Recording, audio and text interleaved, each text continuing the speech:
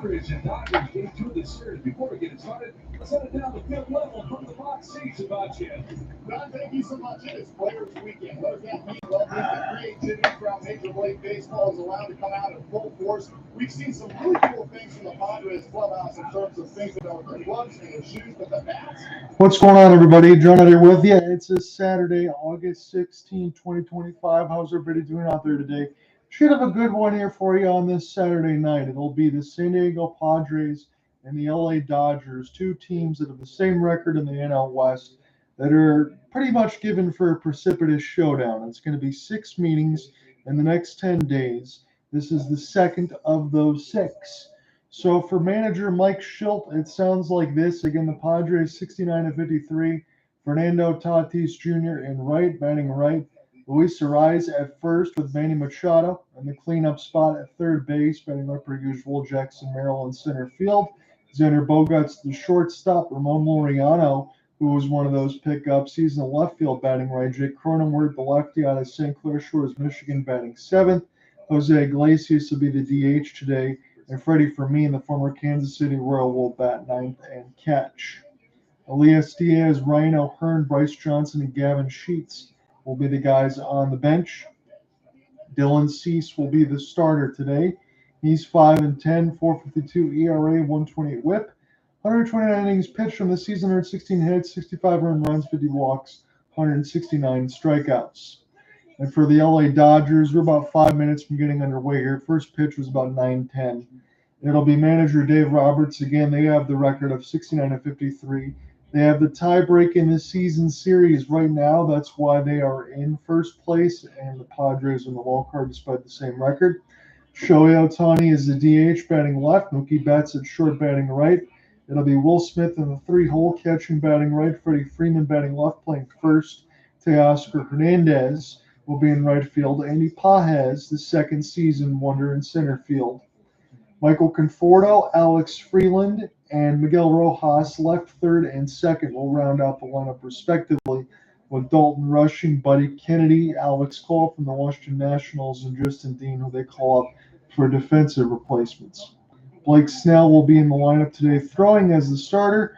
The 32-year-old lefty, 2-run record, 2.37 ERA, 1.53 WHIP, 19 innings pitched from the season, just coming back from injury, 5 earned runs, 11 walks, 22 strikeouts.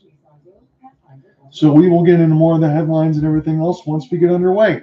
So we should have a good one. Hope you guys enjoy it. Either way, we'll get this game in full and post everything on Opal Sports Guy. And then on Monday, we'll have a little more action here for you as I figure out the assignments throughout the week. So we'll be right back.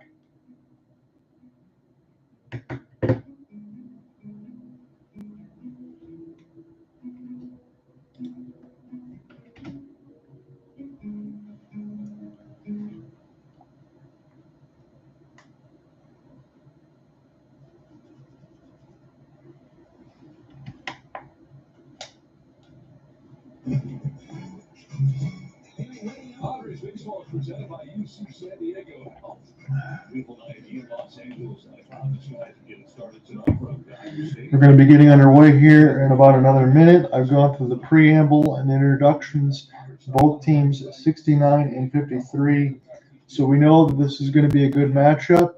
Dare I say it, in the middle of August with about, a month and a half of the regular season still remaining, it's hard for me to be superfluous and say that this is going to decide the NL West, but you never know from the way that this has gone. So that's why I'm looking forward to this matchup. And then I'll be back on Monday. We're going to figure out the assignment there.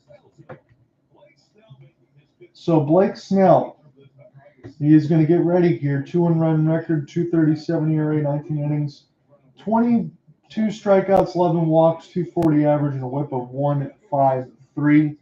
Now for Blake, when I go down into his notes for the Dodgers, about 95 top out to 80 on the curve. He features a 4-seam changeup curve slider. Now this really is a 4-pitch mix, and he does have elite stuff if he can round into shape. He can be inside and down on the away or on the off-speed stuff. Fastball, he'll command for strikes anywhere across the board. So that's what you want to look out for there. For Dylan Cease, when we get to the bottom half of the inning, yes, he features 5 pitches, but he really only throws 2 of them. Blake Snell throws all 4 of his. So it's going to be interesting. Can't really key in on anything if you are the Padres here. Again, I am carrying their feed because the Dodgers one usually puts me to sleep. So we will leave it that way. Fernando Tatis first swing on a fastball. 96 was almost dead center cut. Well, followed straight back and amongst the catcher's screen and do it again. So for El Nino, 264 average, 17 bombs, elite speed. Again, started as a shortstop in the White Sox system. Stayed a shortstop for a while in San Diego. They signed him early. They knew what they had from that trade over. And now he's the primary right fielder. Essentially, they always say shortstops can do everything. And Tatis is one of those guys that absolutely fits that bill. As it's 2-1. Curveball misses way outside. Luis Arraez will be next. As we're waiting on the 2-1 again, curveball way outside again and high, make it 3-1. So Fernando Tatis, he does have 24 stolen bases as well, with 17 bombs and 49 RBI. See what he does on a 3-1. He goes up and out of the zone, does Snell on a fastball, entices Tatis enough to swing. And we'll make it a full count. So if you could top out around 96, 97 where Snell is, that's where you really want to be. 98, right up the chute, past the second baseman, Jake Cronenworth. And that'll be a single for Fernando Tatis. So he leads it off. El Nino does his job. And it'll be pretty much for the former batting champion and Luis Arraez in the 2-hole. He's going to play first. Again, Luis, that's not really his strength. On infield defense, he can play first, second, and third. He's going to be at first today. Jose Iglesias will get the day off with the DH at least. We'll be able to stay in the lineup. So even though Luis Arraez is hitting 289, he's well off his average at 320. He drag bunts.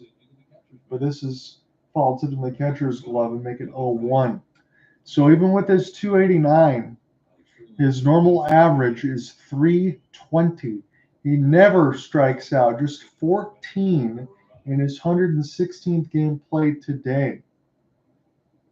The 0-1 count, they'll get a soft toss over to Tatis, and they'll use the first of 2 disengagements. Again, both teams 69 and 53 on the season. We knew that this was going to be a fun matchup. 6 matchups in 10 days. This is the second of 6. Fernando's going to go here. Good tag down for Benson. He's out. That was a good throw from Will Smith. He's got a good pop time, but Mookie Betts able to stay with that throw that was a little low, curl it into his glove and get the tag down, I believe, on the right leg.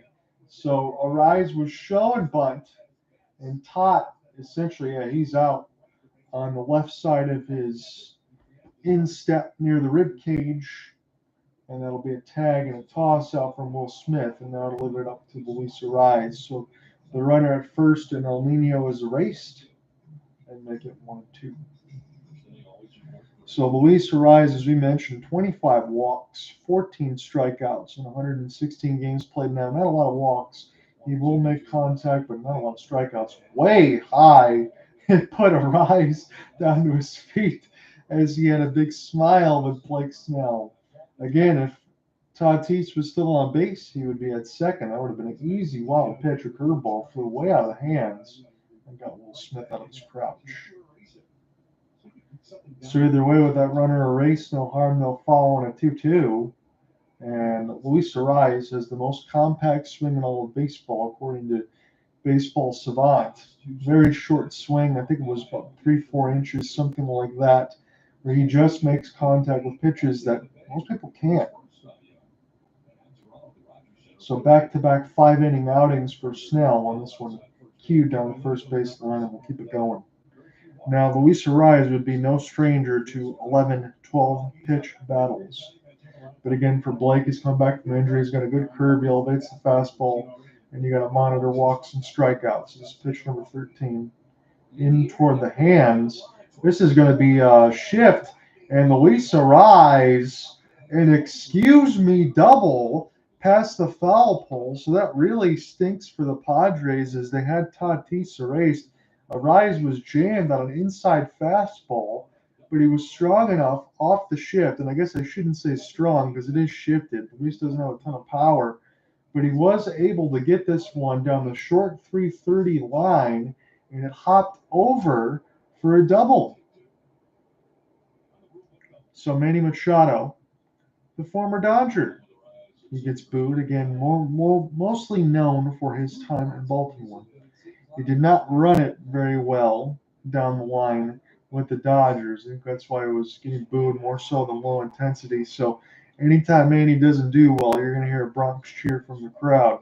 Still batting 294. I had 296 in my latest notes. Almost not got hit yesterday. 0-1 after he swung and missed on a high fastball. 96 dotted on the inside black toward the belt. And Manny wants to make sure, but yes, that is indeed the right call behind the plate. I'll refresh the Roto-Writer lineups toward the bottom of the first to get the umps once they have that available. Pitch timer down to 3. Deliver the 0-2 changeup at 90. Will be spiked at 1 and 2. So again, for Snell, you have the mix of 4 pitches, changeup, curve, slider with that 4-seam 95 to 80 on his curve is the lowest. 1 and 2 pitch against Manny. He goes after 96 way high. It would have been 2 and 2, but he keeps it alive at 1 and 2. Blake Snell's pitch count starting to get a little bit of a sweat on with 1 out. And Luis Arraez at second, pitch number 18 about to be delivered. This one stays fair, but in and out of the hands at third base from Freeland. And that is going to give Manny Machado first. That should absolutely be an error. If it's counted a base hit, Manny Machado is going to take it for his stats. Freeland couldn't get it. The exchange from in and out of his glove. And Manny Machado is going to be at first. So it would have been bases loaded, no outs, if Fernando Tatis didn't get busted trying to go for 2. But now it'll be Jackson Merrill with runners at first and second and 1 out. Merrill in his second season with the Friars. This will be game number 89. 91 split the plate to left field, but Michael Conforto, no problem. 1 step in, makes the catch. He was already shaded right where the card said to be, so only 1 step through his right. That's all he needed. And now the last hope of the second will be Xander Bogaerts, the former Red Sox man.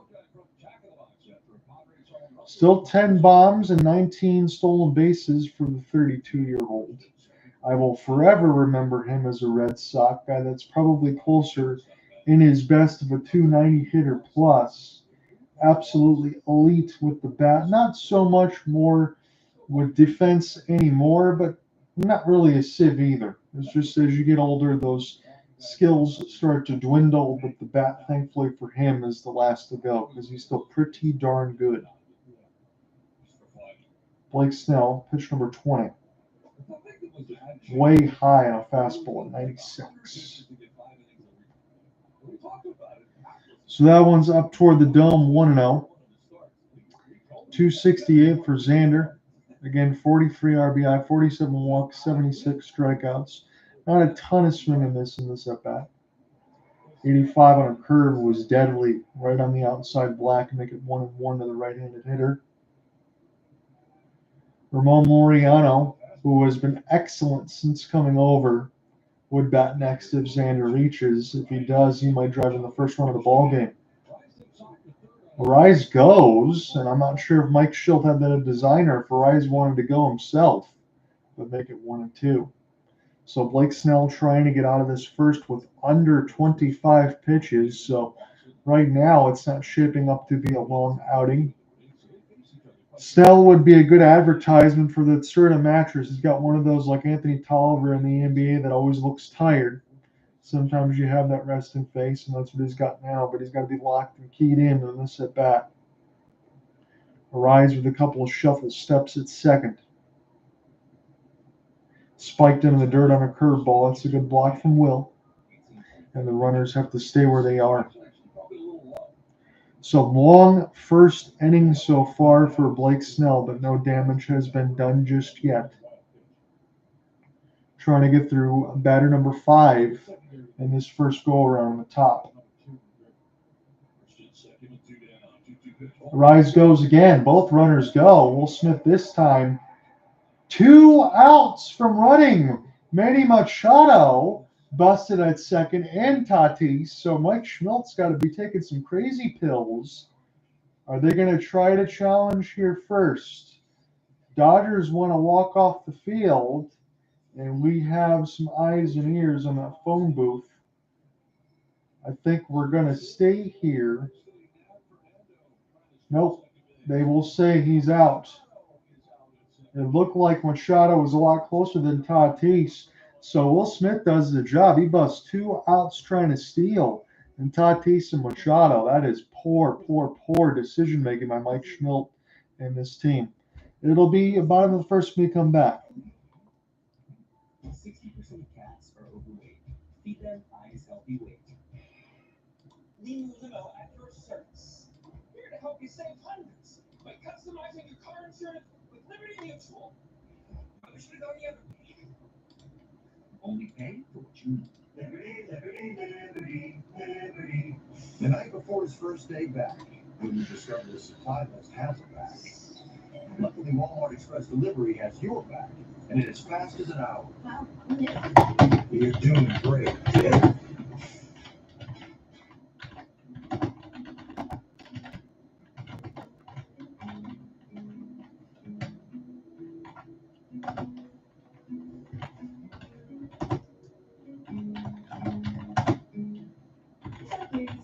Do you love your colors, but wish you had more control of the scent?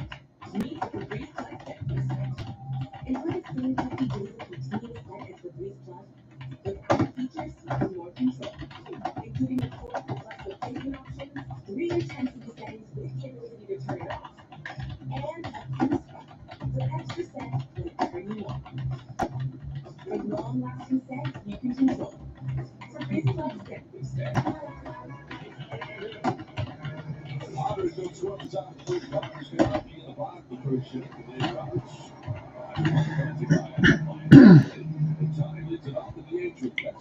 So as the Dodgers get their first chance at the bat racket, Shohei Ohtani against Dylan Cease.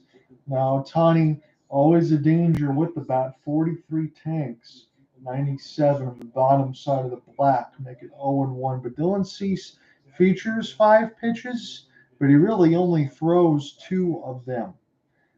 The fastball is the first that was featured now, but for Dylan Cease, he's basically a fastball changeup guy, or slider four seam, excuse me. The slider is usually in, fastball is up.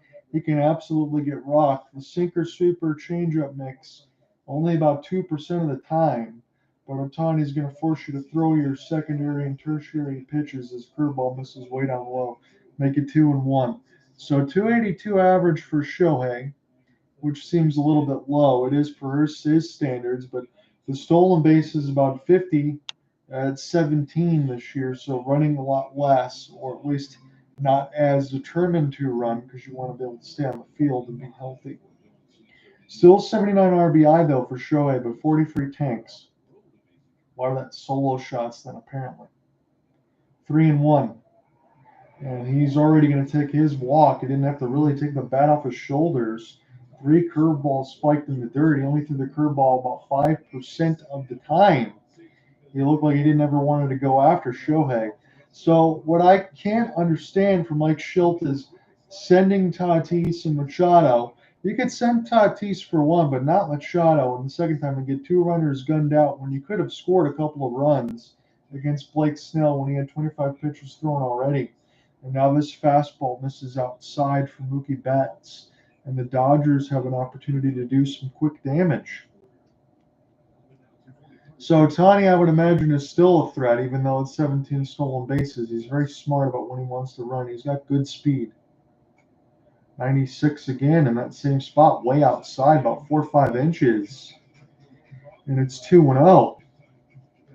Mookie Betts, again, 243 on the season. He's a career 290 batter, but it's Mookie Betts. I mean, you don't want to lose count leverage here as he's already done. And this fastball badly misses. And the former Royal, Freddie Fermin's got to come out and say, hey, what the hell is going on here? It's 3-0. So Dylan Cease not close. He spiked 2 curveballs against Ohtani and 3 straight fastballs, 5 inches outside of the zone for Mookie Betts. And I believe, regardless if this one's ham-holed right in the middle of the box, it's got to be a courtesy take if you're Mook Dog. So Dodgers threatening. I know it's only the beginning of the first with a walk to Ohtani, but it's a 3-0 against Betts. I think this is a courtesy take. 95, that one's the upper reaches of the zone, but he gets the call on up black at 3-1.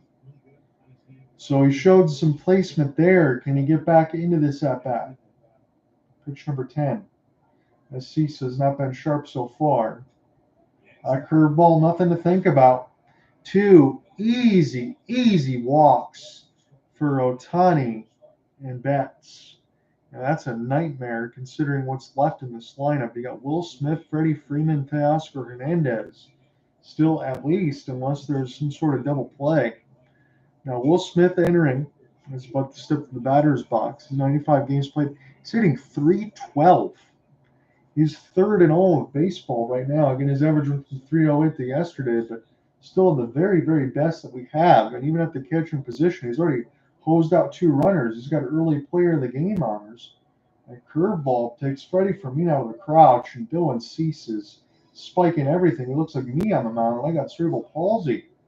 Not very good right now for Dylan Cease. He's got to find it against Smith, Freeman, and Hernandez possibly. Still no outs. You got runners at first and second off 2 walks. That's Ohtani and Betts. Ohtani at second.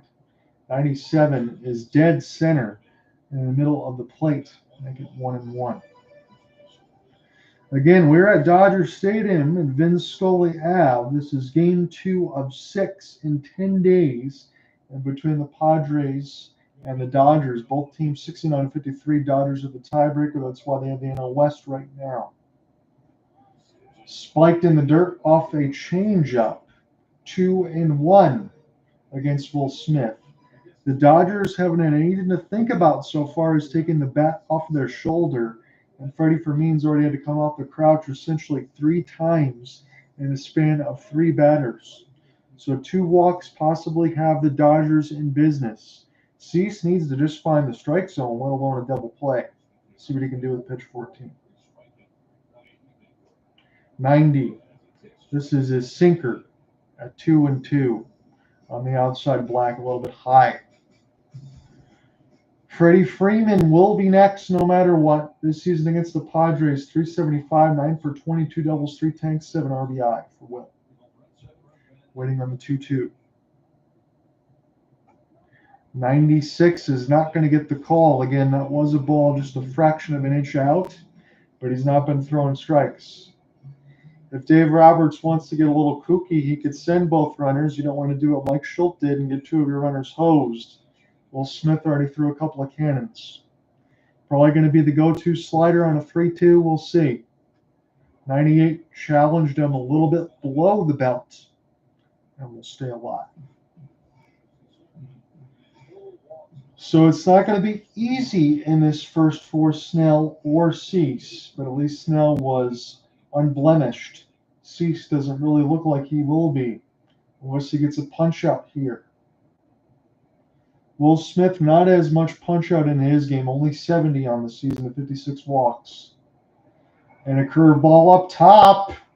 3 walks in a row have the Dodgers in business with no outs in the first. Not exactly sure what Cease is doing out there, but all of these misses are not close. And that is going to bring the pitching coach out to the mound to discuss what they want to do against Freddie Freeman, because Freddie Freeman, I just started this broadcast. I promise you we're in the bottom of the first with no outs and bases juiced. Freddie Freeman could make this a 4-0 game, and this game could essentially be done. That does not mean that 6, 7, 8, 9 in the bullpen, when you got Morion, Adam, Suarez, and the like, could not be used, Mason Miller included. But the starters are the one situation where the Padres don't have a ton of strength because Joe Musgrove's done for the year. They have Michael King still injured. So advantage starters got to go to the Dodgers. Advantage bullpen's got to go to the Padres. But you won't use the bullpen. You won't use the huge arms if you're down a ton of runs. So the Dodgers already held on and won yesterday when they won 3-2. That's what gave them first place back by an essential tie. They're trying to give themselves some distance, and Freddie is the guy to do it. A grand slam in the World Series, to get that done in game number 1, I was going to get it done. This is the best curve of the day. Just caught a knuckle curve toward the arms on the part of the black, make it 0-1. 3 straight bases loaded walks. That's essentially what you got here for Cease. Pitch 19 on an 0-1. Freddie takes it the other way, late jump, and here will be a hose for Laureano, and he makes sure that he gets the ball in quickly. Padres needed that badly. Freddie hit it hard, but he hit it right at Ramon. That is 1 out. There was a slicing drive, and maybe 3-4 steps in for Ramon Laureano, but he already had good positioning on that card. It'll be up to Teoscar Hernandez. Now, a double play could get you out of it, although Teoscar, if I had to do this from a 0 to 100 spec, probably in the 60% run percentile, got decent enough wheels. 86 on a changeup. Will be at the top of the block toward the hands. 0-1. 254. This is going to be game number 100 entering today, about 20 tanks for Teoscar, the former Blue Jay. 91 challenged him with a little bit of a slider there. That was right in toward the back path, but he swung late. His career against Dylan Cease just 4 for 20 with 9 strikeouts, no extra base hits. So not too great, all things considered, and that's what Cease has to count on here. If he gets out of 3 walks to start the first to be unblemished, that is a Houdini act for sure. Otani's at third, Betts is at first, and Betts is at second, Will Smith at first. This one in the air, lazy fly ball. Tatis has a cannon, and Otani's going to go. This one is cut off by Freddie Fermin. That was a little wild. So deep enough to score Otani. Not a hit just yet, but 3 walks creates the first sack, and that is courtesy of Teoscar Hernandez. That'll be 1-0 Dodgers. So when you get that many walks, you expect to be scored on. Tatis, again, he threw the hose toward right field. It was a little shallow, but was not at all accurate. And Freddie Fermin had to essentially take 5 or 6 steps out of his crouch to stop this from hitting the backside wall. So that was good alertness from Freddie. And I'll leave it up to Andy Pajes in the 6th hole. Runners still at first and third. The damage could still be more done, but the Dodgers have first blood here, courtesy of 3 walks and a sac fly. Andy Pajes is essentially, if I use the word unbelievable, is that okay? Because in the 2nd year, he's got 19 home runs, 70 RBI, essentially 23 walks. He's got some swing and miss in his game, but I don't see much of that happening now against Cease. You can't find it. As a fastball about 6 inches outside the zone. 1-1. Conforto would be in the 7th hole if Pajes reaches. He's trying to get some more damage off these 3 walks. 97, not close at all. Takes Fermin right out of his crouch. And that has been the story of the first, so I apologize for a little bit of repeating. I could probably word it 7 or 8 different ways, and I will across the broadcast, but essentially for Cease, he is nursing it right now. 2-1. Pajes, essentially, he's got the pencil bat for players only, little MLB The Show. I'm not even kidding you. It's the same sort of graphite font colors. That's what he's using. That's the cheese bat trying to get in the middle of that fiber. 3-1. We'll close it off the crouch, and Fermin gets the glove on it. And Arraez is in the driver's seat. Now they can send the runner at first. That would be Teoscar, as we probably should do with Dave Roberts, just in case, with 2 outs.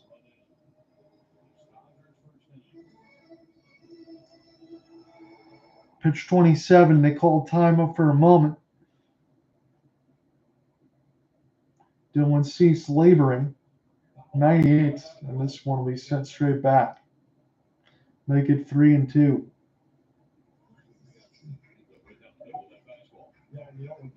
So right down the middle off that fastball, Dylan Cease now in a full count.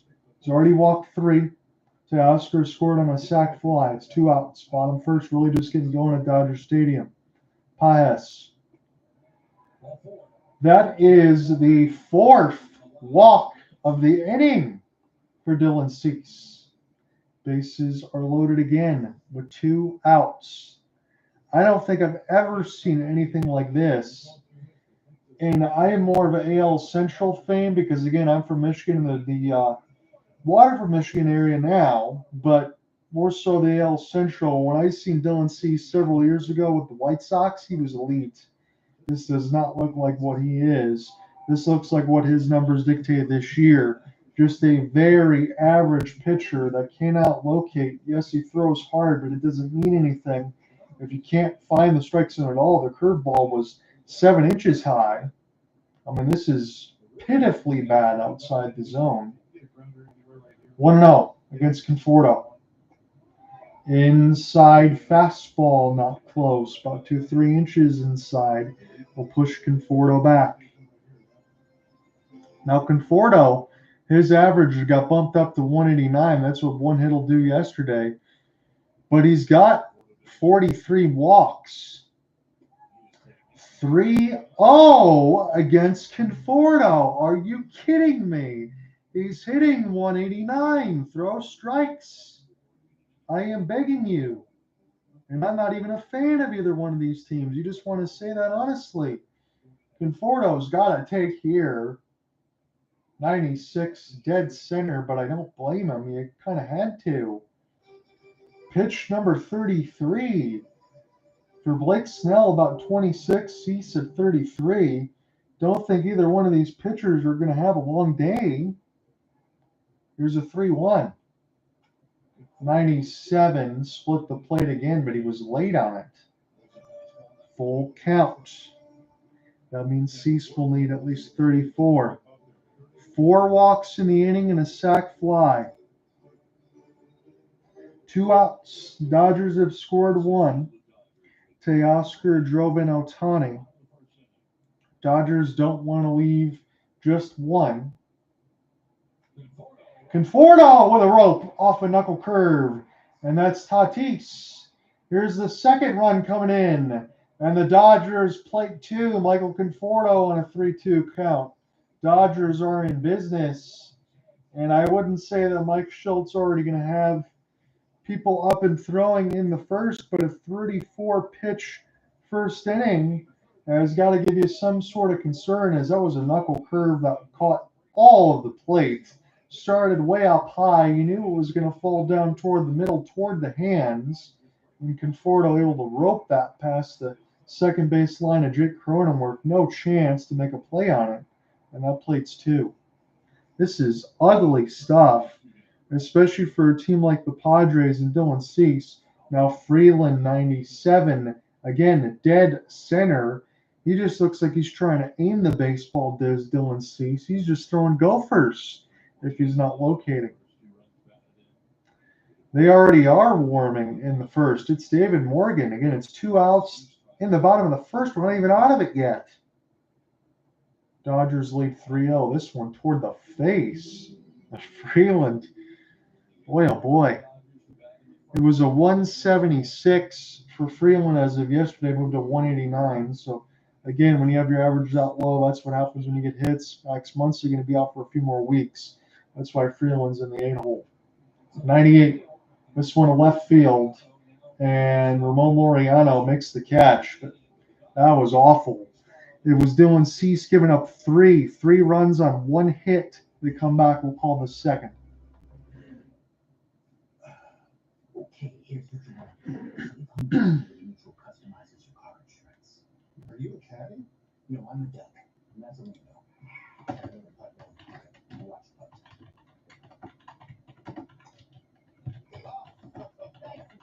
Yes, he's a very nice sport. Only pay if June. Jack loved his game original until he spotted a pretty cool dude mixing and matching a few cents and decided to try this combo too. Is he the laundromat cool dude now?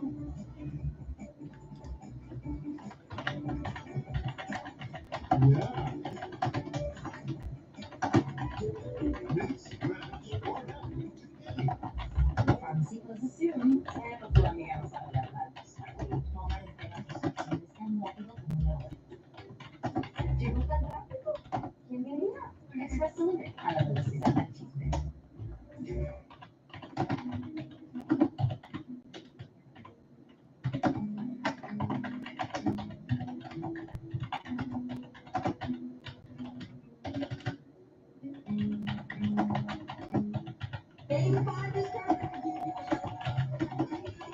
Padres have a 3-0 lead over the Padres on the UC San Diego Health scoreboard. Blake Snell going out for his second inning of work. And of course, everybody remembers what Blake Snell accomplished in 2023, bringing a Cy Young Award to San Diego. Incredible. So the former Padre Blake Snell in 2023, 2.25 ERA, 119 whip, 99 walks, 234 strikeouts.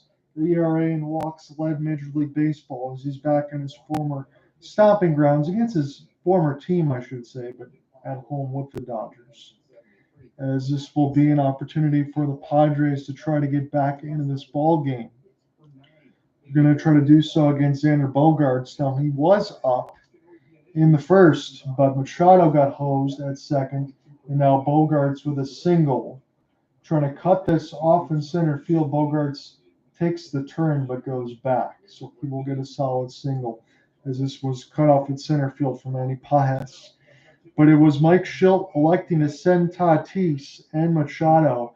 Both of them got gunned at second, caught stealing. Otherwise, the Padres probably could have scored a couple of runs. But as it is, it's 3-0 Dodgers at the top of the second. So no problem for the Padres getting runners on base against Snell, but they got to cash in.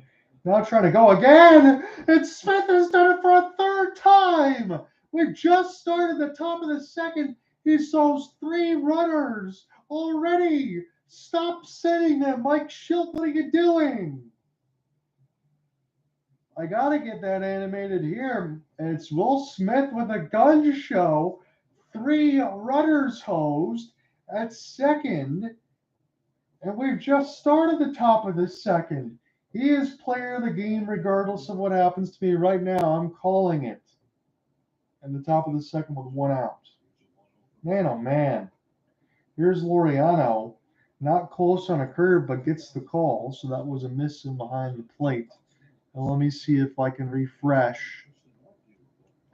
Brennan Miller is the umpire behind the plate. I gave that friendly call. This one a jam shot toward the hands. Freddie tried to toss over to Snell. Just gets over there and gets a piece of Ramon Laureano. And now will be Jake Cronenworth. And the Padres are going to find themselves right out of the second inning, just as they were in the first. And this is just poor decision-making by Mike Shildt. And I'll say this honestly, again, this doesn't come as a fan from either one of these teams. If you're a fan of the Padres, I'm sorry. And Mike Shildt, again, has had a good record with a good team and everything else. This is a type of game that gets you fired when you do stuff like this. Because this is all decision-making from him. Can't do that 3 times in 2 innings when he could have at least had a couple of runs. That's just me being point blank. He's the St. Clair Shores, Michigan native, Jake Cronenworth. Again, my cousin actually went to school with this guy. I can't remember what school it was. It was St. Clair Shores. I think it was for the Saints. on that side for Cronenworth in that same draft class in the high school side. So pretty cool for Jake, local native here. I always root for him. Waiting on the 2-0 shows bunt. And this is a knuckle curve that splits the plate and finds 2-1. I appreciate you guys joining me and listening on this. Again, it's the Dodgers Padres. I figured we might get some of this considering what the matchup is, but you guys got to be honest and tell me what you think of what we've seen from the aggressive base running that was issued, because now it's 2-2 as Cronenworth follows a knuckle curve straight back and adjusts the guards and everything else in on the hands. Feels like the Dodgers were gifted 3 runs courtesy of Dylan Cease, and the Padres already ran themselves out of a couple. 34 will be the pitch count for Snell. We're trying to get it done right here. 5, 6, and 7 in order. This ticks Cronenworth down. He was almost in a half swing. He did not go, but he was taking a step down. Let's see. He gets toward the right pivot foot. Down toward a knee, holds it. That's a pretty good I got shot scenario as he avoids the baseball toward his bat and his dome. That looked pretty theatrical. This one popped up. Who wants it? It is Mookie, gives way to Pajes. And 5, 6, 7 go down in order. As Padres go quietly. Bottom 2, Rojas, Ohtani, and Betts.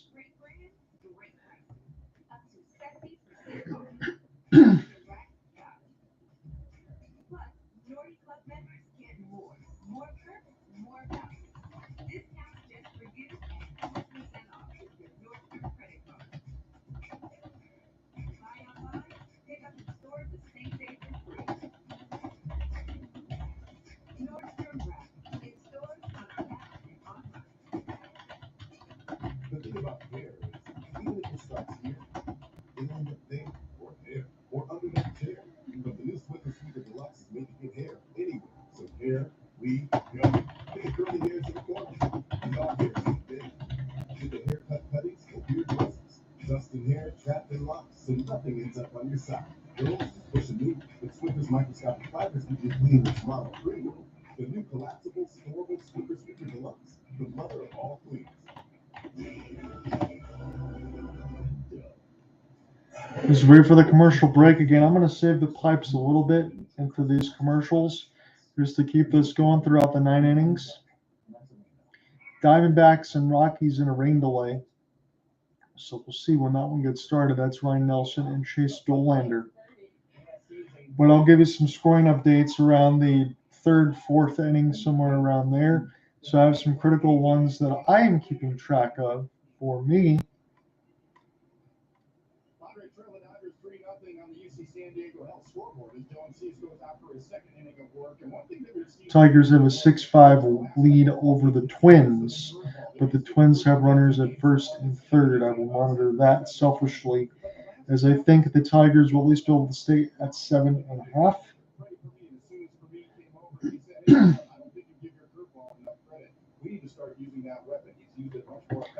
So Dylan Cease now going to try to get back into his 2nd inning of work where he was not close on a lot of his pitches. And this is a fastball just misses below the belt, make him 1-0, but he's not going to get those calls unless he actually starts throwing some strikes. 89 on a knuckle curve. That one does entice Rojas enough. Make it 1-1, and Ian, after this 2nd inning is done, I will have a complete reset for you as how wild this game has already been. If you are a fan of the Padres, you're not feeling too good as Rojas drives this one back for the wall. Jumping catch. Ramon Laureano takes one away as it's 1 out on the top of the 2nd. Pretty good catch there for Ramon.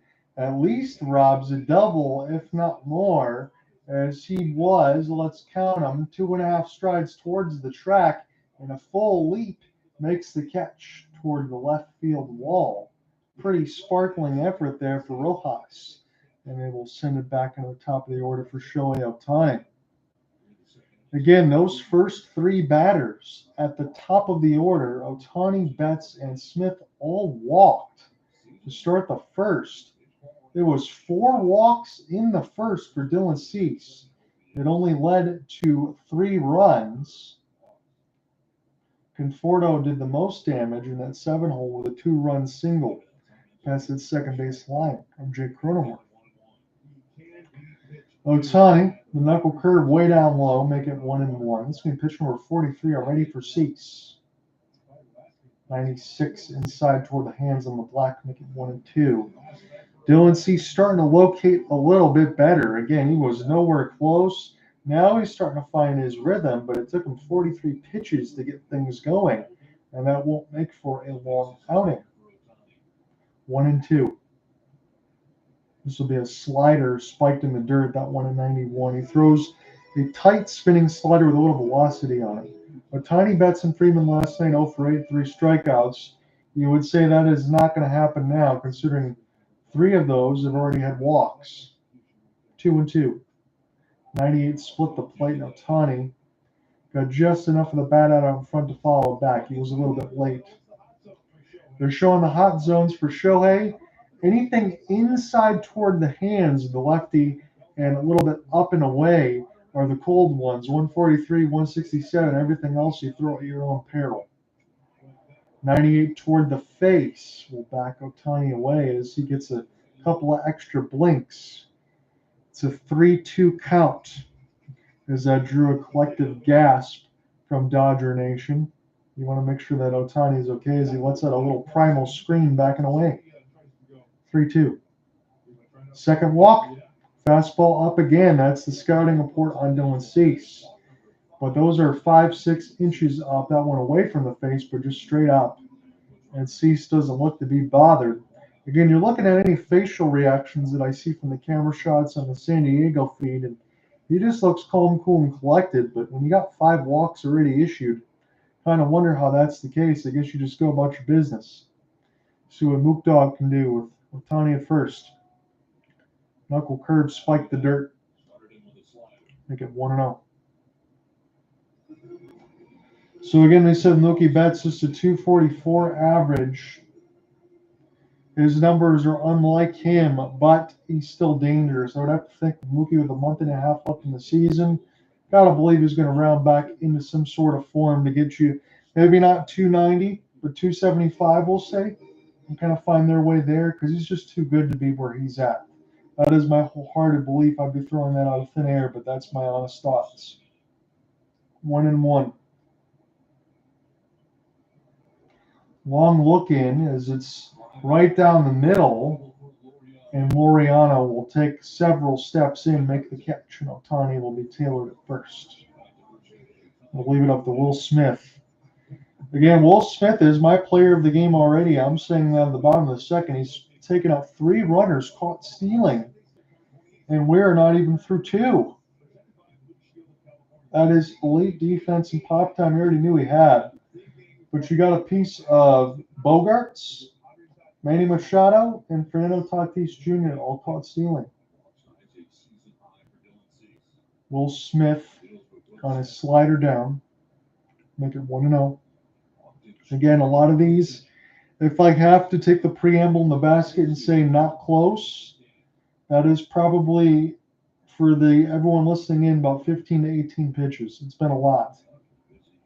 And again, this slider a little bit closer toward the black, maybe a half an inch off the plate, but if you're not throwing strikes, you're not getting a call. Make it 2-0.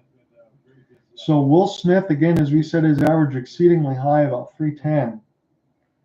You can find what he wants here if he likes it. 96 again, a couple inches high above the belt.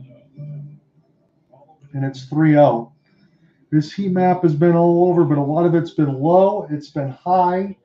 It's been primarily fastball, some knuckle curves more than we're used to, more so than the slider. 3-0. Does not get the call on the black. That was a strike. But Will Smith will take his second walk alongside Ohtani. So Ohtani moves up 90 feet. Will takes first. And Freddie Freeman has got a chance with 2 outs. So as Freddie Freeman gets to the plate, I want to make sure that I have this correct. That is 6 walks for Dylan Cease. in 2 innings of work. Freddie gives it a ride toward right field. It is bobbled at the wall by Jackson Merrill. They're going to try to send everybody. Freeman gets a double, and 2 runs come in. This is catastrophic. It's 5-0 for the Dodgers. Let me type in these notes really quickly, and then we'll get back into the call.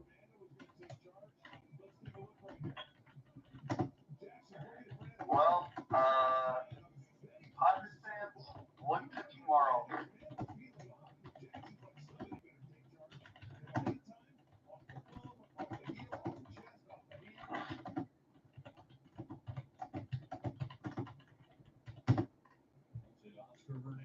So Freeman hits it to the wall, scores a couple. You're absolutely right, Ian, on that. This game is getting so sad that I might have to just take a look around the league at some point. I was planning on covering this game in its entirety. However, Dylan Cease, when I did write in my notes in the pregame, has a tendency to get rocked. A lot of this has been his own damage. And this is just allowing the Dodgers to tee off.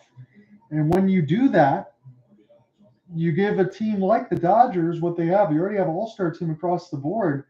What are you supposed to do? You got to make sure that you locate the pitchers. You can't be a 2-pitch pitcher and be so wild. 1-1. Teoscar. This one off the end of the bat. Tatis, a simpler play. But the damage done again. 6 walks for Cease. It's a 2-run double. 5-0 Dodgers after 2. Boy, oh boy. If you struggle to see them, you should check out Inspire. No mask, no mess, just Inspire. Learn more at inspiresleep.com. Here's what I might do. I'll probably get you 1 more inning, but you know what? If it's mid-8th with the Tigers and Twins, if you guys don't mind, when it gets to the 9th, I just want to see what happens in between there because I want to see who wins. Because this game already looks to be a huge, huge problem. 5 runs on 2 hits for the Dodgers.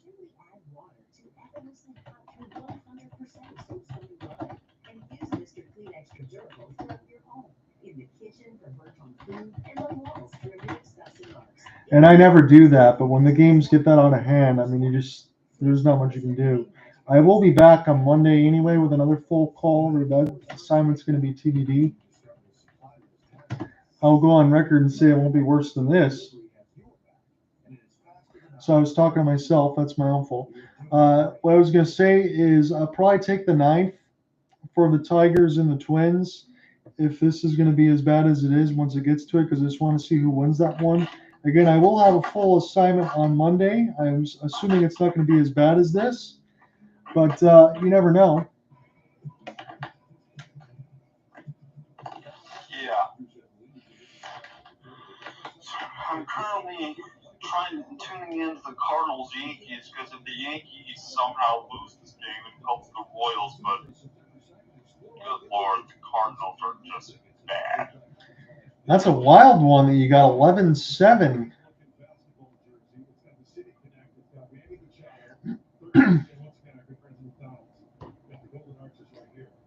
So let me give this at least another half inning. We will go back and go across the league, but I want to make sure. We'll let the Twins bat in the 8th, and then we'll go check into it on the local side for me. So we're going to go back to Fox 2. This will be 94 for Blake Snell. Now, let me be honest about Blake Snell. Yes, he hasn't given up any runs, but you got 3 runners, again, as I mentioned, that were already hosed in between Tatis, Machado, and Bogaerts. Padres have had runners on the base paths consistently through 2 innings. This, at worst, should be a 5-3 game, but it's 5-0. And now Iglesias has to try to get it going. There is a shot right up the middle. That is excellent defense there for Miguel Rojas, right in the perfect spot in the shift as much as you can anymore nowadays. Make it 1 out in the 3rd. That was hit very hard by Iglesias, but a tough luck out there. So pull back up into my notes. It'll be Freddie Fermin, the former Royal. Again, he's hitting 355 since the move over for Freddie to the San Diego Padres. So he's enjoyed his time. Again, that's a big boon because Elias Diaz, the former Rocky, was only hitting 199 on the season. And Freddie Fermin still got, I don't know about plus defense, but he's got some speed for a catcher on that side. He's got a good bat. He's pretty consistent across the board. So that was a significant upgrade for the Padres, as make it 1-1 before they flip back over to their order again for the second time. It's been a carousel essentially for the Dodgers. 95 again, not close for Snell, make it 2-1. At least for Blake, he's got an excuse because he's just coming back off of injury. Again, coming into tonight, he only had 19 innings pitched on the season. 97, that's a gorgeous fastball. And Fermin was late, right in on the hands, make it 2-2. He could do nothing with that one. That was his best of the game. 81, knuckle curve punched out into a dive. Michael Conforto makes the catch. That was hit very hard by Freddie Fermin.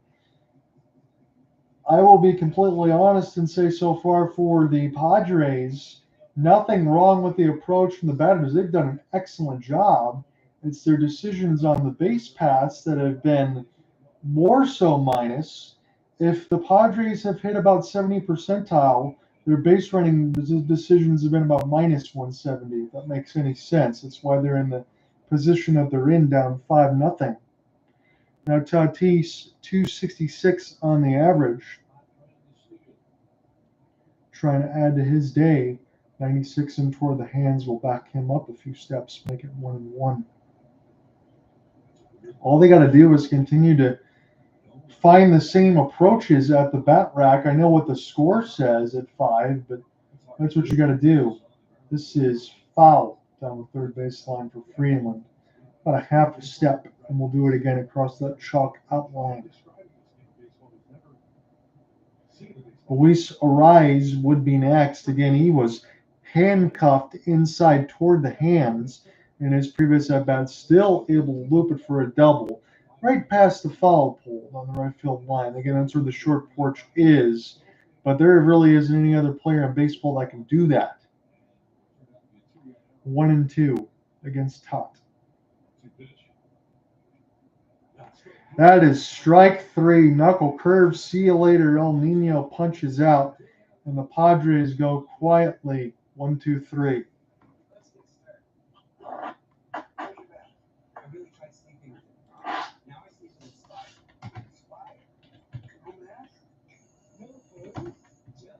So I promise I'll go back into the featured game. Let me look into what we have.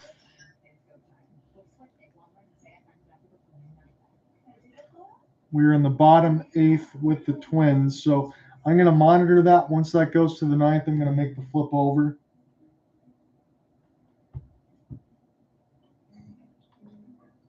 Seattle is watching this score closely between the Astros and the Orioles. That's at 4-4. Astros have runners at first and third in the bottom of the 10th. Any sac fly will get the job done for them, and there'll be, I believe, a game and a half or 2 games and a half after today.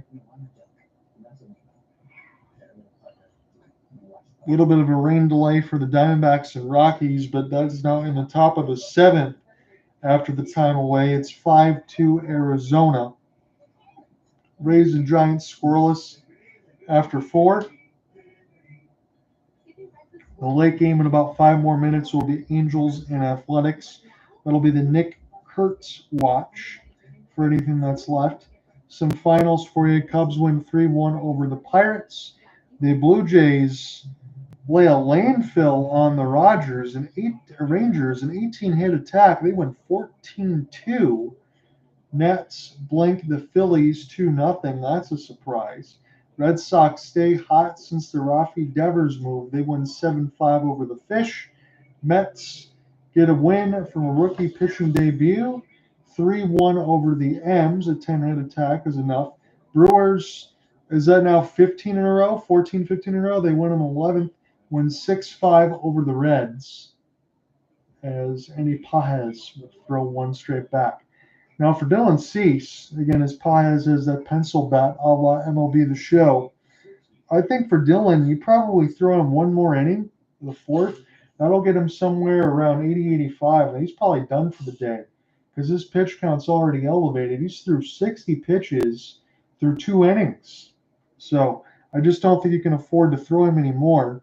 More finals for you. The Braves win 10-1 over the Guardians, so the Tigers won't lose any position if they lose today. And then the Royals win 6-2 over the White Sox. For the White Sox, I'm going to say the nicest thing that I can for them. That's a good win for the Royals because they have a propensity to score some runs. They have some prospects down the road that can hit. That's their only strength that they have. That's a good win for the Royals today, all things considered. Yes, sir. We're just waiting on an unlikely comeback, but if it happens, it will be glorious. That's what we're hoping for. I'm hoping for that, at least for you, that one of our teams at least makes the postseason, because I'll be sad if the Tigers or the Royals or both don't make it, considering I am glad, honestly, and I guess it's good for you in one way too, Ian, that Cleveland keeps losing. Now the Royals just have to kind of continue to add for themselves, because you never know what's going to happen in the division with a month and a half. Paez toward right. This will go right to Tatis. No problem here. Shallow right field. We'll be 1 up, 1 down. Bottom of the third. I feel like that's the first time I've said that all game for the Dodgers. So Conforto coming back off of his 2-run single in that first. His average now was 185. It's up to 191 as he's trying to get above that Mendoza line. A couple hits will do that. 96, not close. Again, as I mentioned in my notes from previous, for Conforto, for a guy that doesn't hit a lot this year, he's got 44 walks on the year with 88 strikeouts. Now, that's not a ton of strikeouts, but it's a lot of walks considering what the average is. And 97 will be down on the outside black, make it 1-1. Pitch number 67 for Cease.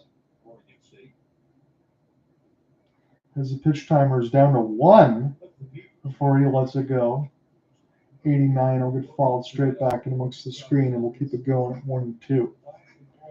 Dylan Cease, it doesn't matter which way you cut the pizza, the cookie, whatever else, all the numbers are going to be ugly regardless. It'll be one that he's going to want to throw away and flush. 1-2, way outside of the fastball high. Now, again, I'll be honest with you, gentlemen, in between whoever's in this broadcast and Ian, and I appreciate whoever else we got on the YouTube side in the space, we could sit in the bat rack and take a walk for what Cease has been throwing. He does get a punch out on Conforto. This one was almost middle. He does not swing. Again, he's probably surprised he got a strike. So 2 outs for Cease. He'll probably get his first 1, 2, 3 if I can speak it into existence for him. He needs it. Hasn't given up many hits, but the 6 walks have been a problem. And the 1 hit, even though I've listed as 2, Jackson Merrill with the 2 runs scored in the previous in the second inning, I think was listed as an error, so it's still just 1 hit. I'll make sure I adjust that in my notes.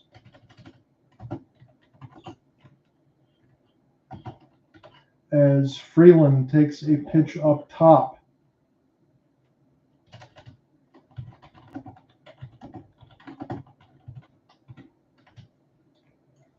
One count. This will be pitch number 72 for Cease. This time he finally gets a call that is a ball, but a slider just down and away enough to make it 1-2. Now see if you can try to go 1, 2, 3 for the first time against Freeland. Go ahead. Your Tigers escape a bases loaded jam. Will Vest gets himself into one, but proceeds to get out of it with a strikeout to Brooks' lead to end the bottom of the 8th. So the top of the 9th is coming up. I'm going to switch that right now. Thank you, Ian, for the update. That gives a somewhat smile on my face because the last time the Tigers played the Twins, they lost 2 of 3. And that was a Twins team that already traded everyone at the deadline. So I was angry because the lead at one point was 5.5, and it might go up to 8.5 after tonight, as there's a little bit of rebound control. They almost crashed the plane, and then as it was nosediving, pulling back up, maybe the Guardians expended a lot of energy to get close, but the Tigers need to take advantage of these type of games. As Cease gets a 1-2-3, a swing and a miss, couple of punch outs.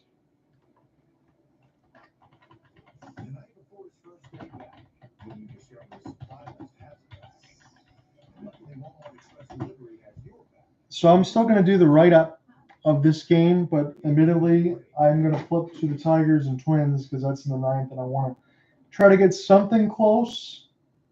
So I have to exit out of the MLB app for a moment. Give me a second to flip back over to the local side, and we'll see what we got.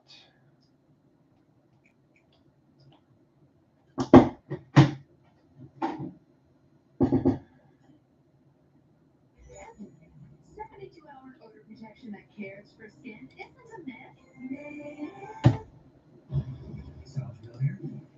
At Mattress Firm, our sleep experts can match you with the Tempur-Ergo Smart Base. It automatically detects, responds, and helps reduce snoring. And right now, save up to $700 on Tempur-Pedic. Mattress Firm. Make sleep easy.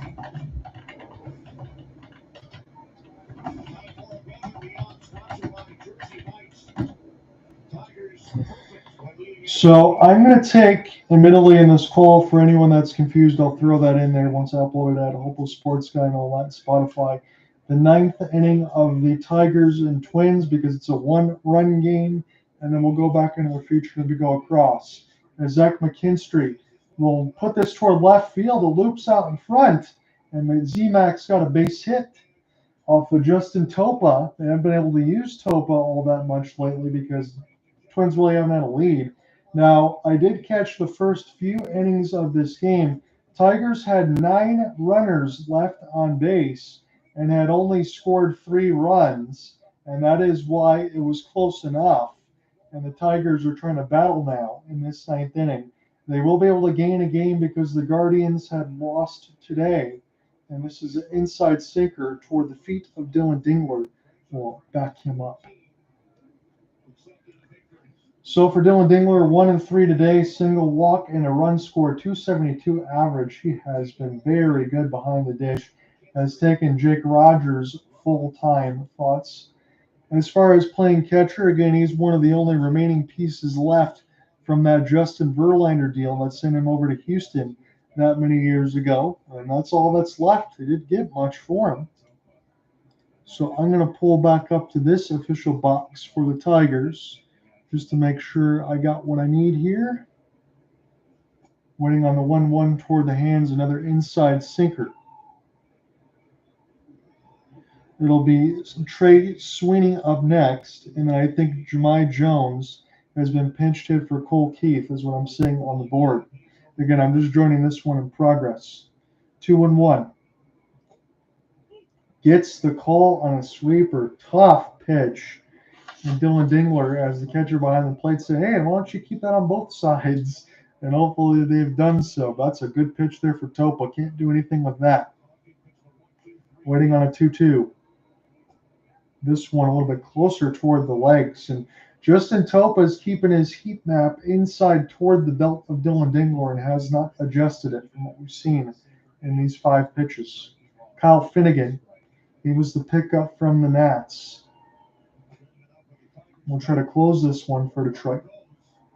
Runner will go, and Zach McKinstry takes second. Now, I want to know if Dylan Dingler got a piece of that? So you're going to have to stay at first. He got a piece of it with the bat. If he would have swung and missed, would have been able to take second. But Dylan Dingler, as it is, got to go back with a full count, and Z-Mac will be back at first. That was an inside sweeper and a half. Or they're going to give it to him. Right now, I see runners at first and second. So they will. My apologies. It's Trey Sweeney.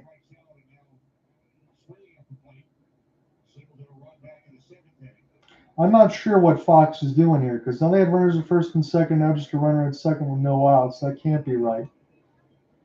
Either way, it's Trace Sweeney. We'll get it all done there in a second. So swing and a miss. Z-Mac takes second. There's your official one. Fox has it in order. So 2-0 against Trace Sweeney on Topa.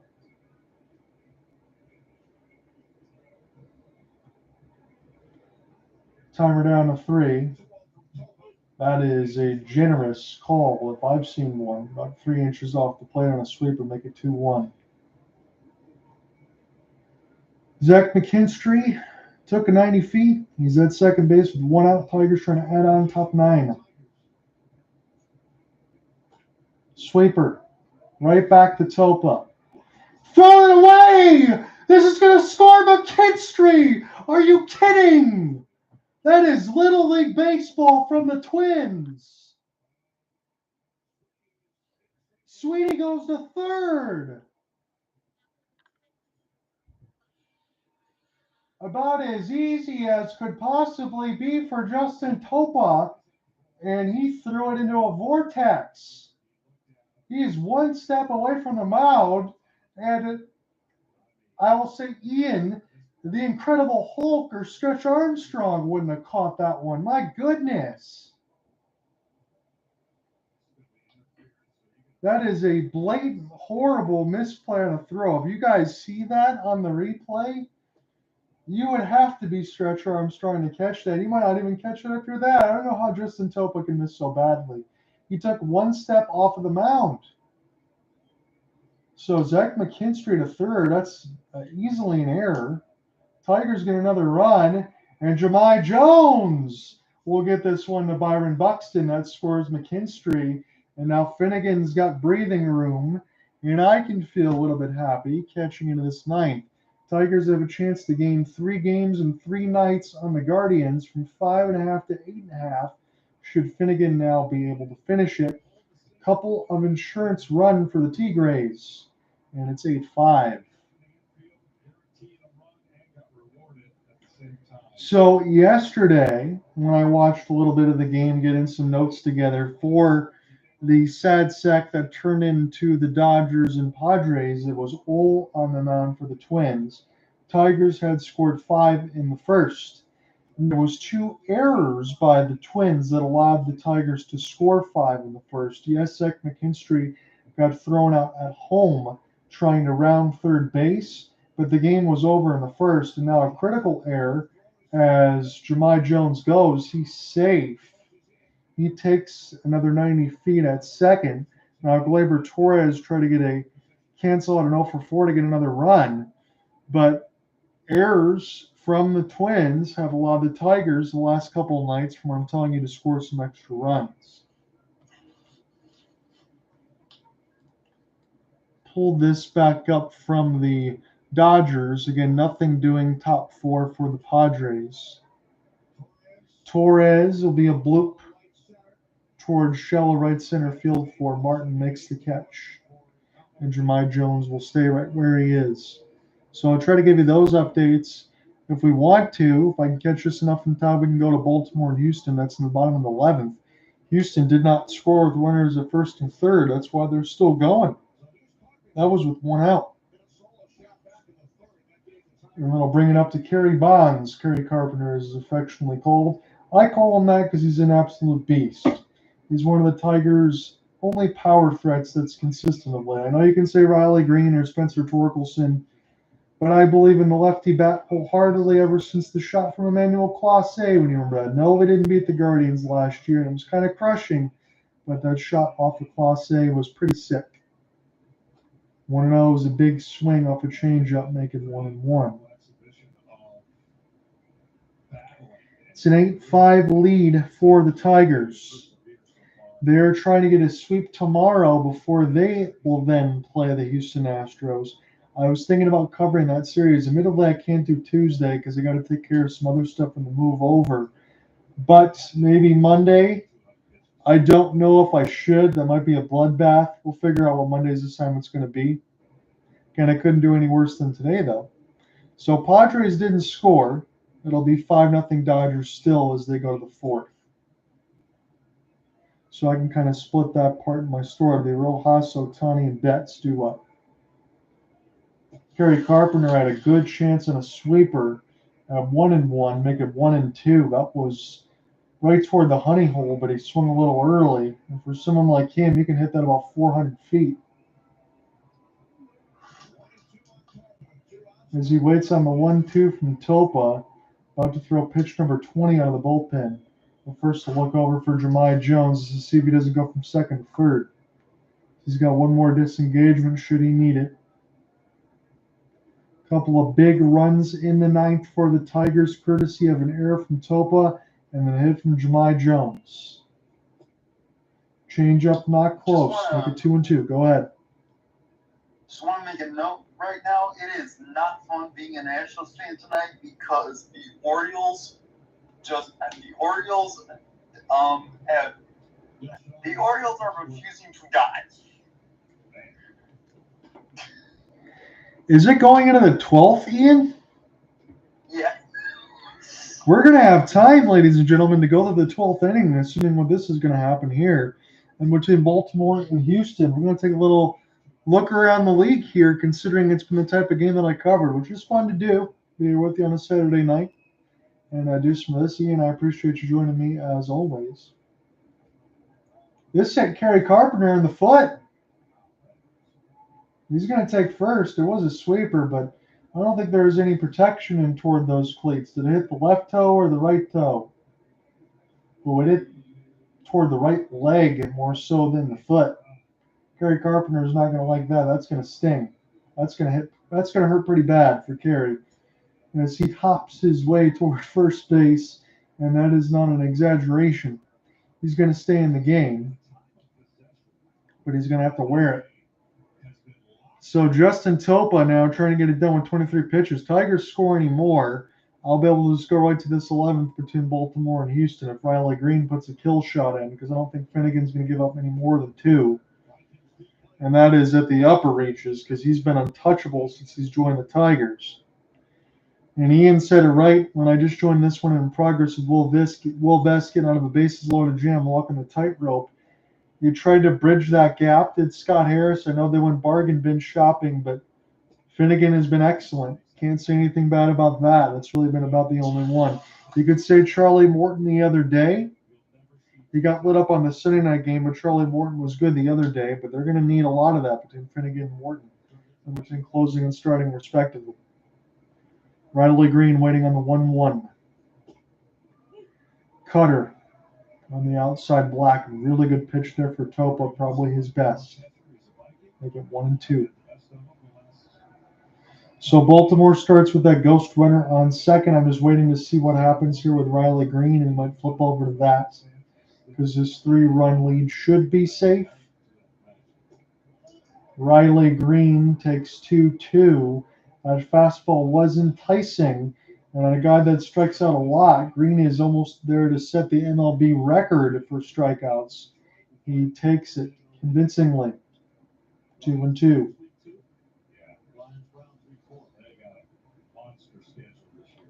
Pitch clock down to 1. Riley swings and misses. Apropos for his season, but a couple of runs scored for the Tigers. They go bottom 9. Finnegan tries to get it done 8-5. Tigers left 14 on base. Can you say oof? That is oof. They need to make sure that they win that game, and then there won't be any concerns, because that's really, really bad. Let's take the Baltimore feed, and we'll see what we got in progress. Again, we're going across the fly here, courtesy of Ian and myself, and bringing this across the board. I appreciate everyone joining in on the Twitch and YouTube side. Let me flip back over here in between this other box, and we'll add this up, get these notes ready. Orioles and Astros, if you think the Tigers stat I gave you was bad, the Orioles and Astros are 3 for 25 with runners in scoring position in this game. So it's De Los Santos against Johnson. Kobe Mayo was the first batter, but he lined out to the shortstop. Thank you for that, Ian, as I'm still getting underway here. So the pitcher spot, let me see if I see this correctly where De Los Santos is. I don't want to say that it's being used in the hitting lineup, but that's where I'm seeing it right now because it looks like the Astros have used pretty much every pinch hitter you could think of. So we'll have to monitor that if it goes across. Swing and a miss. De Los Santos gets one, and it takes out Johnson of the O's, and you got 2 outs with a 4-4 game. But up comes Dylan Carlson, who has had a good night. He's got a triple and a home run, Ian. He's hitting 208. He's got a walk as well. Dylan Carlson takes a changeup at 87. That caught a lot of the plate. Make it 0-1. 12 innings at Nationals. Longest game for the O's since May 8th of 2024. Man, oh man. Way up top on a fastball, not close. As he draws even in the count at 1-1. We've taken a little around the league look as comparison to everything else that we saw between the Dodgers and the Padres. That one's still 5-0 bottom 4. Right now we're looking at O's and Astros. And the 12th popped up. This is not going to get it done. And this will be caught. Astros have a chance again for the 3rd time in extra innings to win this game. Can they do it? We'll go bottom 12 next.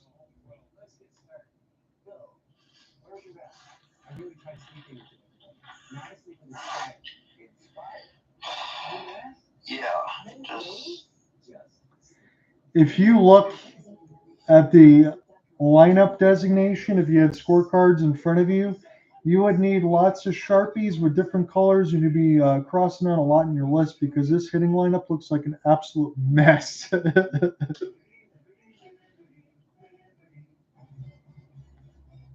Looks like it'll be 3-4-5. Yandy Diaz, Christian Walker, and Ramon Urias due up for the Stros.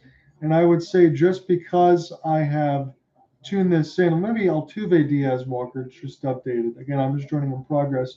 Well, I think this would have to be done because I think Altuve will just get it done himself. He's got a 1-for-5, a home run today.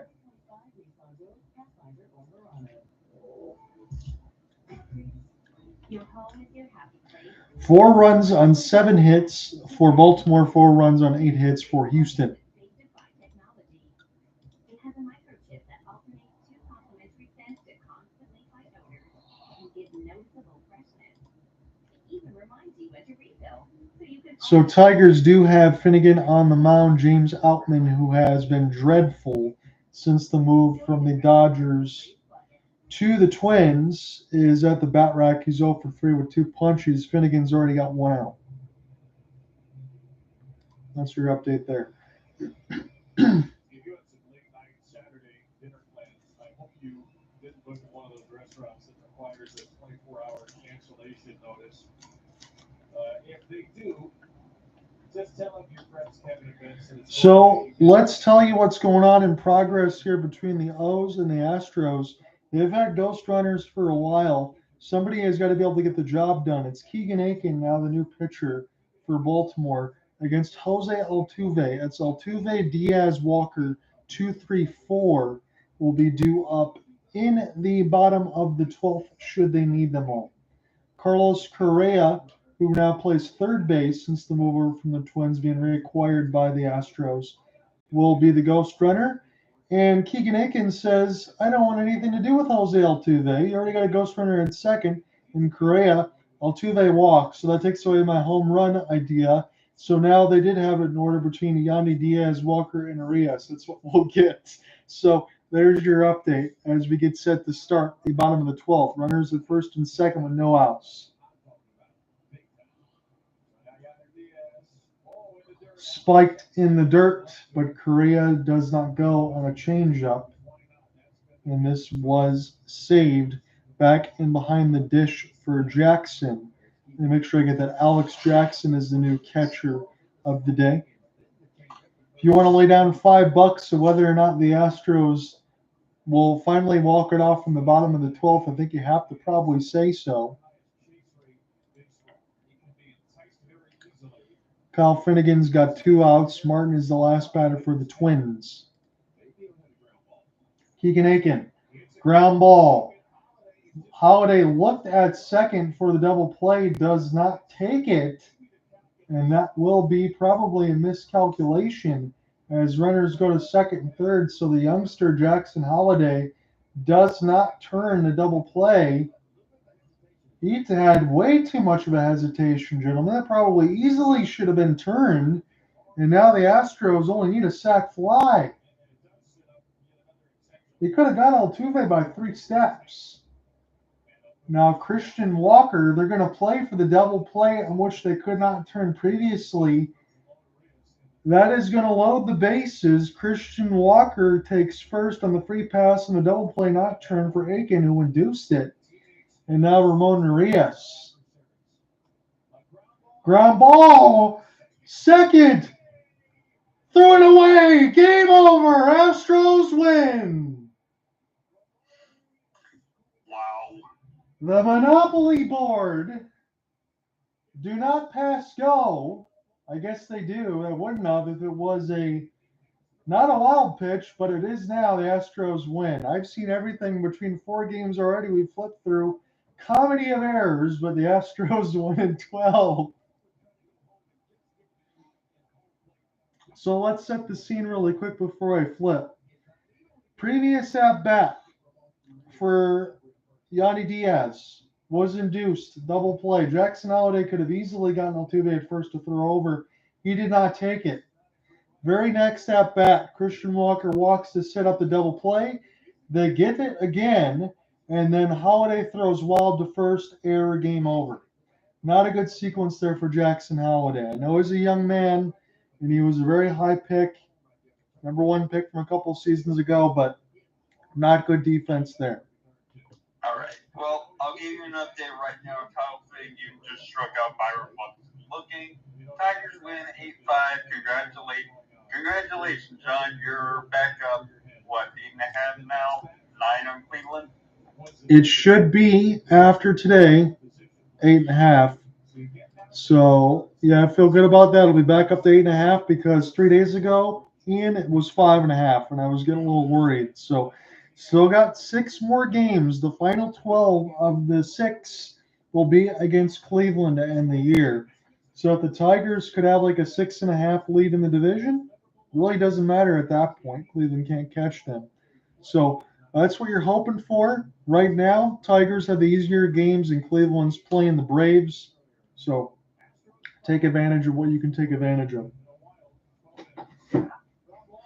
So right now, the Padres have made absolutely no progress to cut into the deficit they faced, and it's looking like it's going to be a long night. So let's settle in and just start going around we can start going around the whole wide world of sports at this rate, because yeah. So let's see. So I'll go ahead and start. The Royals take the series against the White Sox, as they should. They go for a sweep tomorrow. They really need to pull off the sweep tomorrow. They want any shot of getting into the postseason. And at the moment,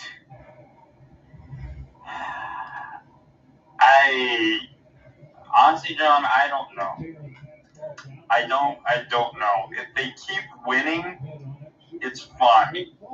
But you also need New York to lose. And the next series that New York plays is against Tampa Bay, who is in a tailspin.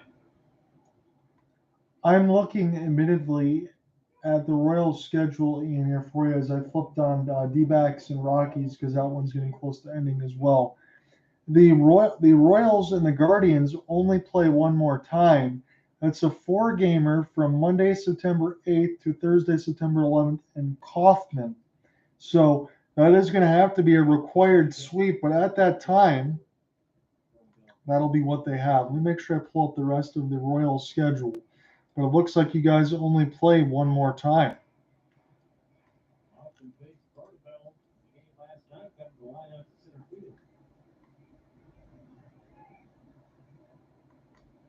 As far as what the Royals have left, that is a yikes. The schedule is not easy because, again, that is at Progressive. My fault. I had the Guardian schedule pulled up.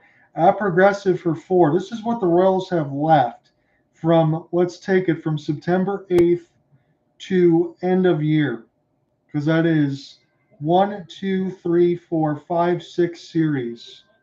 Okay, so at Cleveland for 4, at Philadelphia for 3, home against Seattle for 3, home against Toronto for 3, and then you finish off 5 games left in the year between at Angels, at Athletics. That is a brutally difficult schedule. Yeah.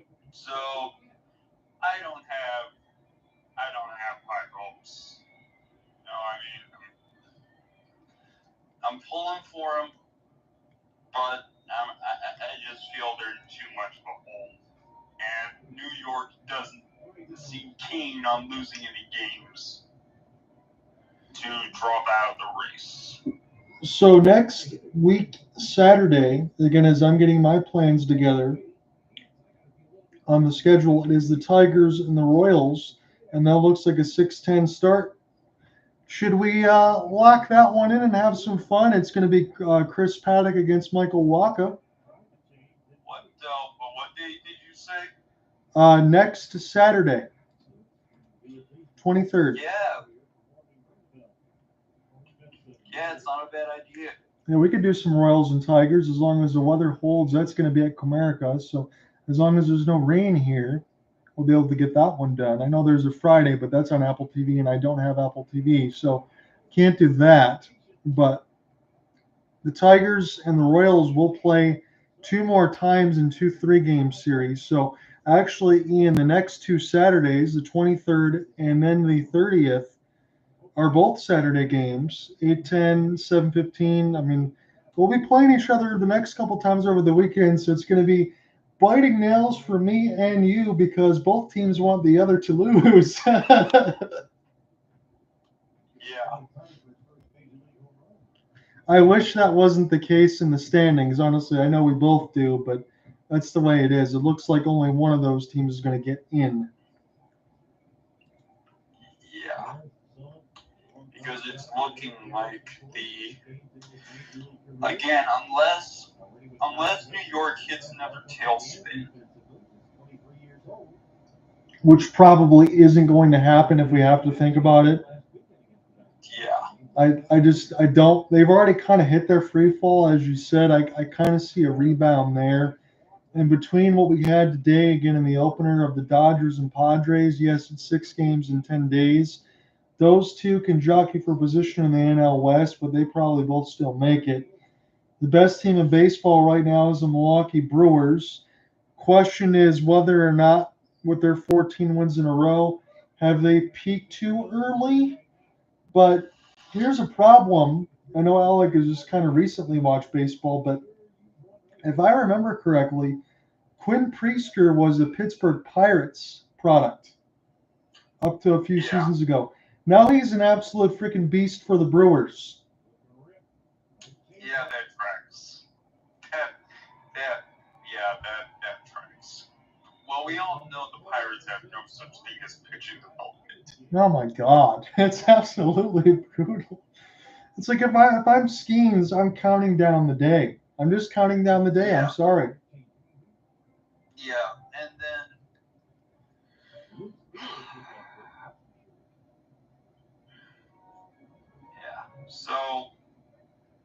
so I'm looking at it right now.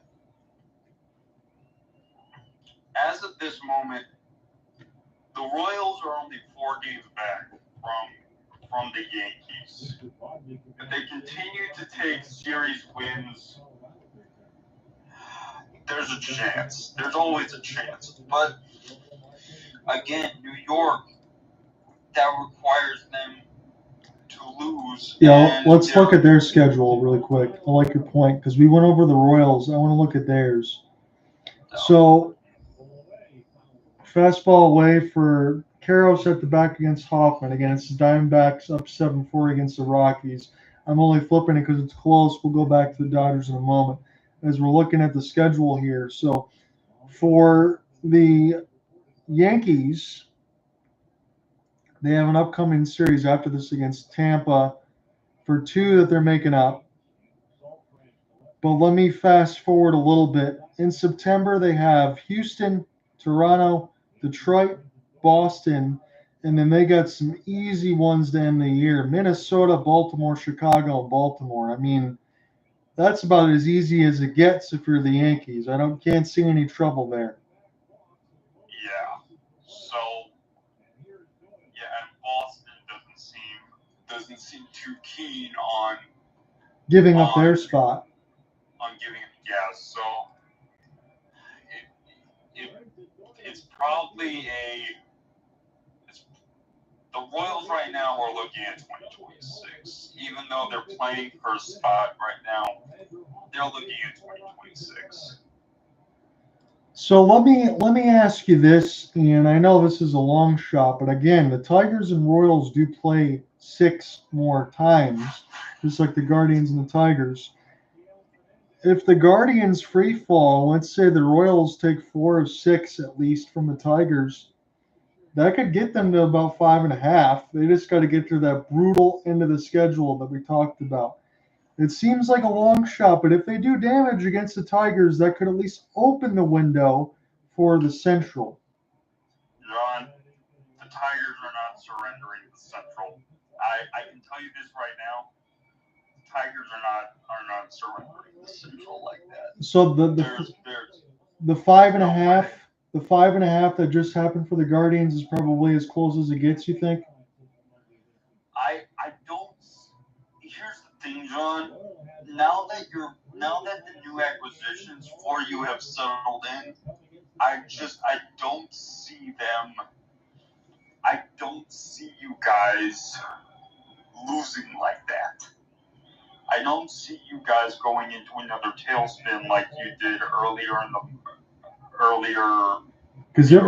and a half. It was 12 of 14 for the Tigers. I mean, they were in a huge tailspin. Yeah, I don't see that happening.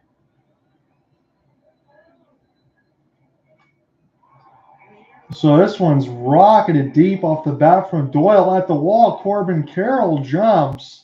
Hopefully he did not hurt himself. The Rockies plate 2, and it's 7-6 in the bottom of the 8th. Now we'll have to look and see for Corbin Carroll. That was smashed toward the wall as Hoffman of the D-backs got absolutely lit up.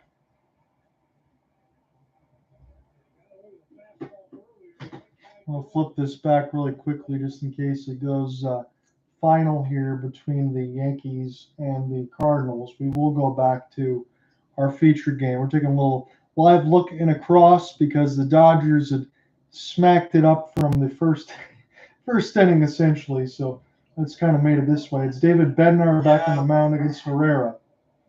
And that's your ball game. Yep, that's the ball game. God, the Cardinals are just when you need them to do something for you, they are so unreliable.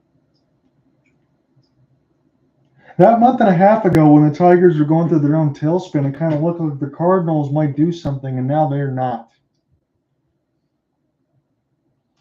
No, and I mean, looking at this, look, even if I don't know how this would happen, but even if the Royals were to somehow sweep the 6 games that they play against the Tigers, which is not happening, but even if they did, I mean, that's still 4 games, 4.5 games to climb. Right. You're essentially, at this point of the season with a month and a half, you're running on a runway, and every win that you get takes away a game from your opponent. And that's kind of the way that you play it now. Because as I get toward the middle of August and Ian knows this better than anyone else, following along with the Royals and everything else, because we watch all the sports and follow it along. This is where you get locked into the MLB season. This is where you start scoreboard watching, because I know I definitely am.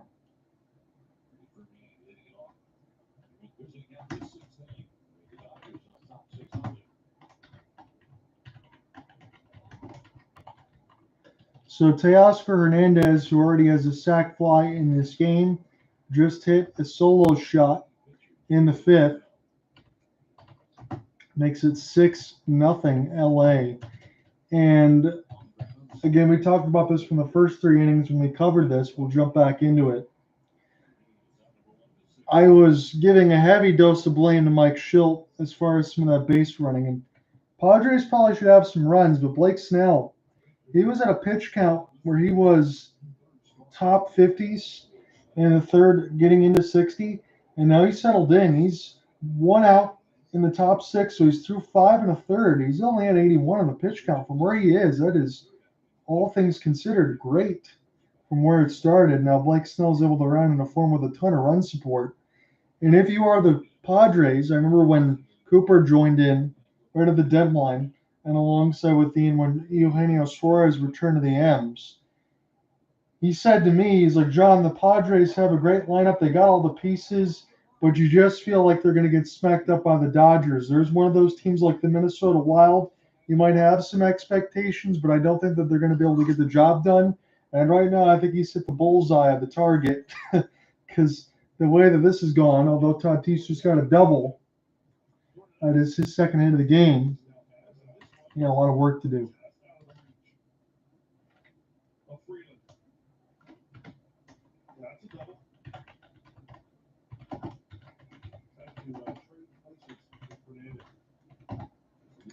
So Tatis starts this top 6 with 1 out with a double. And now Luis Arraez, as I'll go back into my notes, is all the way back up top. I don't think there was any changes since have been gone. No pinch hitters, everything else we can proceed as planned. No runs, 5 hits, 1 error for the Padres. There was a Jackson Merrill play that we saw in the third that was bobbled, scored 2 runs. Dodgers only have 3 hits, but they've scored 6 times. When we get into another break, I'll probably talk about with some other hockey stuff that have gone across the board. I know it was small, but maybe give some very small thoughts and brief thoughts about what just happened with the Wings. I didn't hate what they did, but again, it's not going to be a key-in signing. 1-2 as Tatis waits at second after the double. 96 toward the ground, no problem for Mookie Betts. Makes the toss over to Freddie Freeman.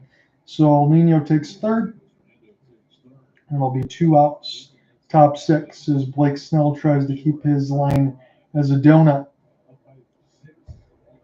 He's in a good spot right now, honestly, for Blake. If Dave Roberts wants to cash out after the 6 on Snell, he's free to do so. Now, the bullpen for the Dodgers is a little bit piecemealed together. I'll break some of those notes as we get toward the 7th from what I had planned, but now see if Manny Machado can try to draw any blood here for the Friars. Did not go on a fastball up top from Snell. So the final line, now plug your ears if you're a Padres fan. The final line for Dylan Cease, 3 1/3. He only allowed 2 hits, 5 runs, 3 earned, 6 walks, 2 strikeouts. ERA is going to balloon up past 4.61. David Morgan is the guy in relief through an inning and 2/3. We'll see if he comes back out for the bottom 6 as the Dodgers comfortably ahead 6-0. Again, this will be the second of 6 meetings in 10 days where the Padres want to make a statement. You don't do that by losing the first 2 games. 3-2 loss is understandable yesterday in a fight, but this was not a fight. Edgardo Henriquez now starting to get warm for the Dodgers, not one of their leverage arms, and that's what they're hoping for, having to piecemeal everything else. Machado waiting on a 3-0, fastball not close. Don't think Snell wanted to challenge Machado there, but he probably should considering the scoreline. I will have to give the missus a call back in a another hour or so. I got to give her a text once this is done, because she's probably going to wonder why I haven't called her in a week. So let me get this squared away. Once this happening's look, done. man, if you need to I don't think this game is going to do anything. So if you need to quickly go and I don't want to empty the space, because then I got to remake everything. But let me text her after this top 6. That's how I'll do it. Yeah, because she will start to lay those claws in. I'm supposed to be getting ready for the move in, and we're waiting for some other stuff on her side of the house to get settled so I can move my stuff in. It's been a little bit of a delay, but once that's squared away, hopefully I can find a way to continue to do some streams and get all that going, because I really want to talk with you guys and continue to play the games, make the videos, and do all of that. Because if I can't get the NHL season going with you guys, I'm going to be quite sad.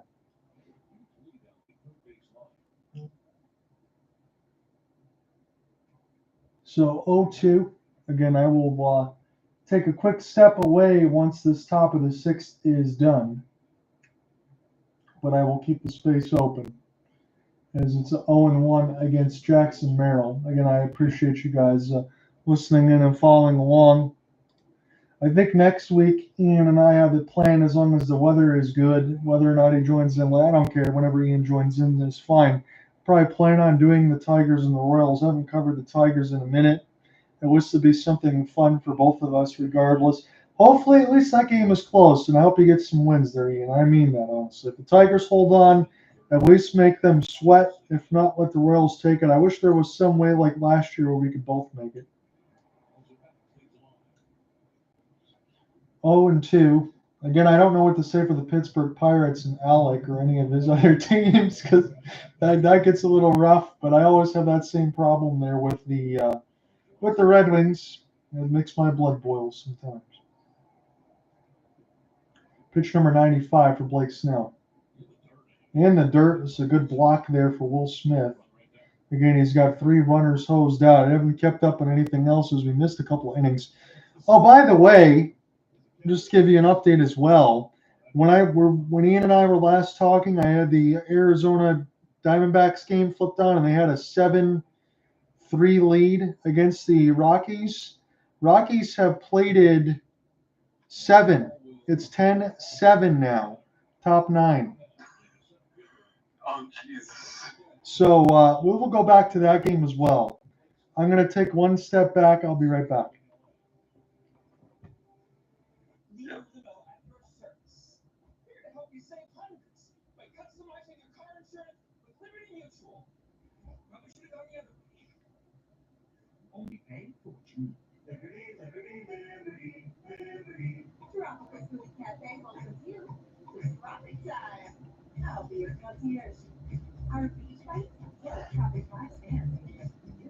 Come up and grab a bite by the coconut. And our fresh blender smoothies make you feel absolutely radiant. Donna fancies the detox side information.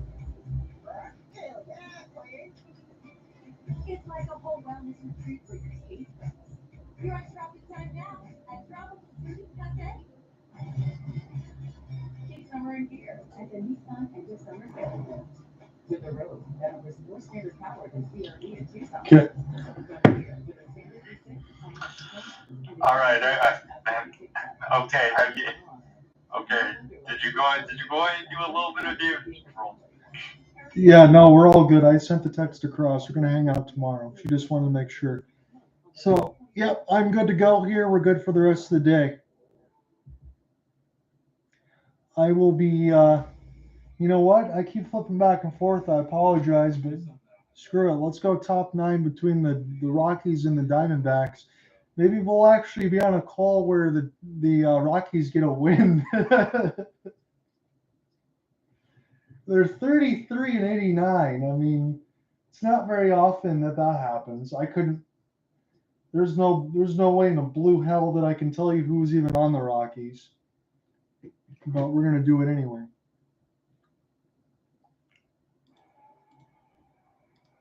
So let's duplicate this window, and I'll pull this back up as far as what we got with the Rockies.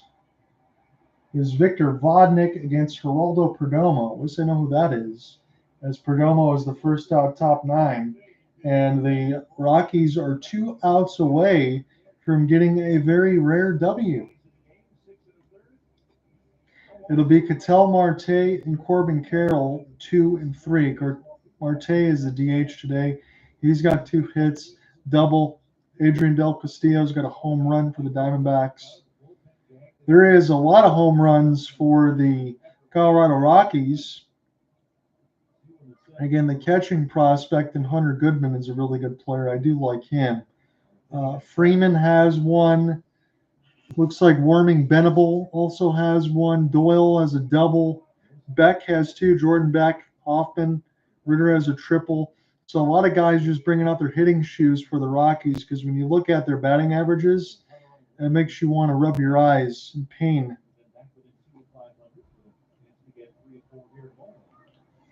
So what do you think, though, Ian? I have a quick conversation as this game is finishing up about the Arizona Diamondbacks. Was it just we knew they were a good team going in, but they had that deadline where they had to sell because they just couldn't make headway in the NL West. They made the World Series right a couple of seasons ago when they lost to the Texas Rangers, but you still got pieces like Corbin Carroll and Ketel Marte. It's got to be difficult.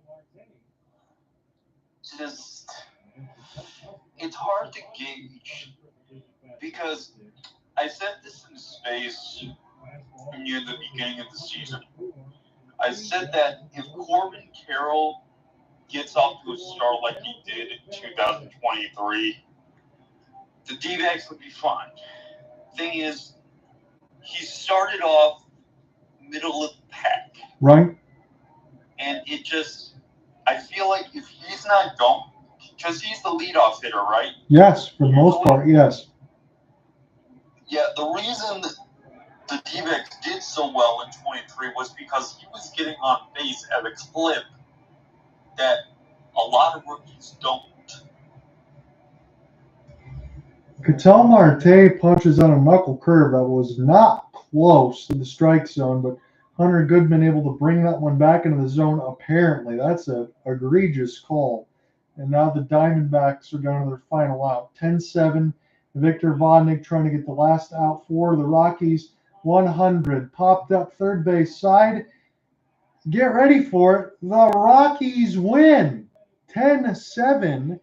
They score 6 runs in the 8th to upset the Diamondbacks. They take out the Snakes 10-7.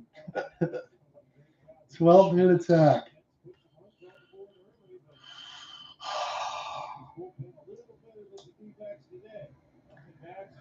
The one team, again, you and I had the conversation last week about the Giants. I hate even talking about them or mentioning them, but they have been awful since giving Rafi Devers. They are 59-63.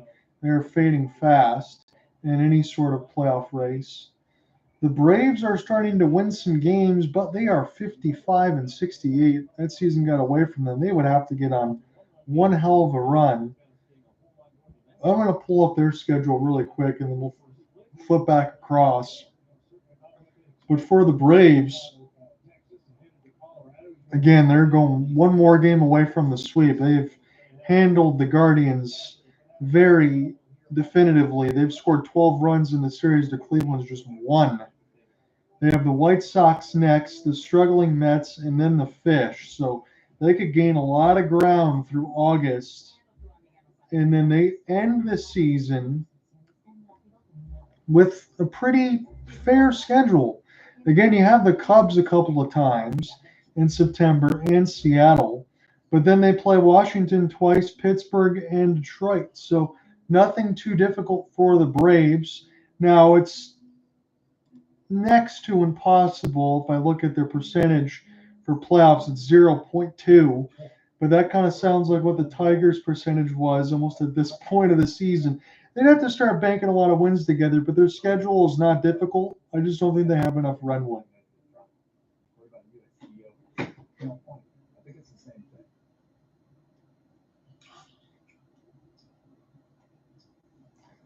So the Padres have had to burn into their bullpen already quite a bit.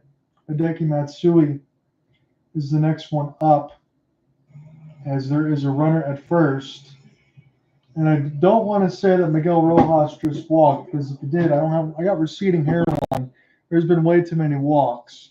Let me pull up this side of the Padres box score and see what we got. As there is 6 walks. Okay, so it was just a hit for Matsui. And Ohtani pops it straight up, back in amongst the catching screen. So Deki Matsui is going to get a clean 6th with a minus of 1 hit and 1 strikeout. Although for Yuki Matsui, I think I said Hideki, my apologies, not Godzilla. Yuki Matsui, that 4.66 ERA is not what he's expecting from a couple of seasons ago when he was an All-Star. Ohtani pops it up. Arraez will give it a look. Nothing more than a... It caught it! I thought it was going to be nothing more of a courtesy near the basket well, but he caught it near the camera well.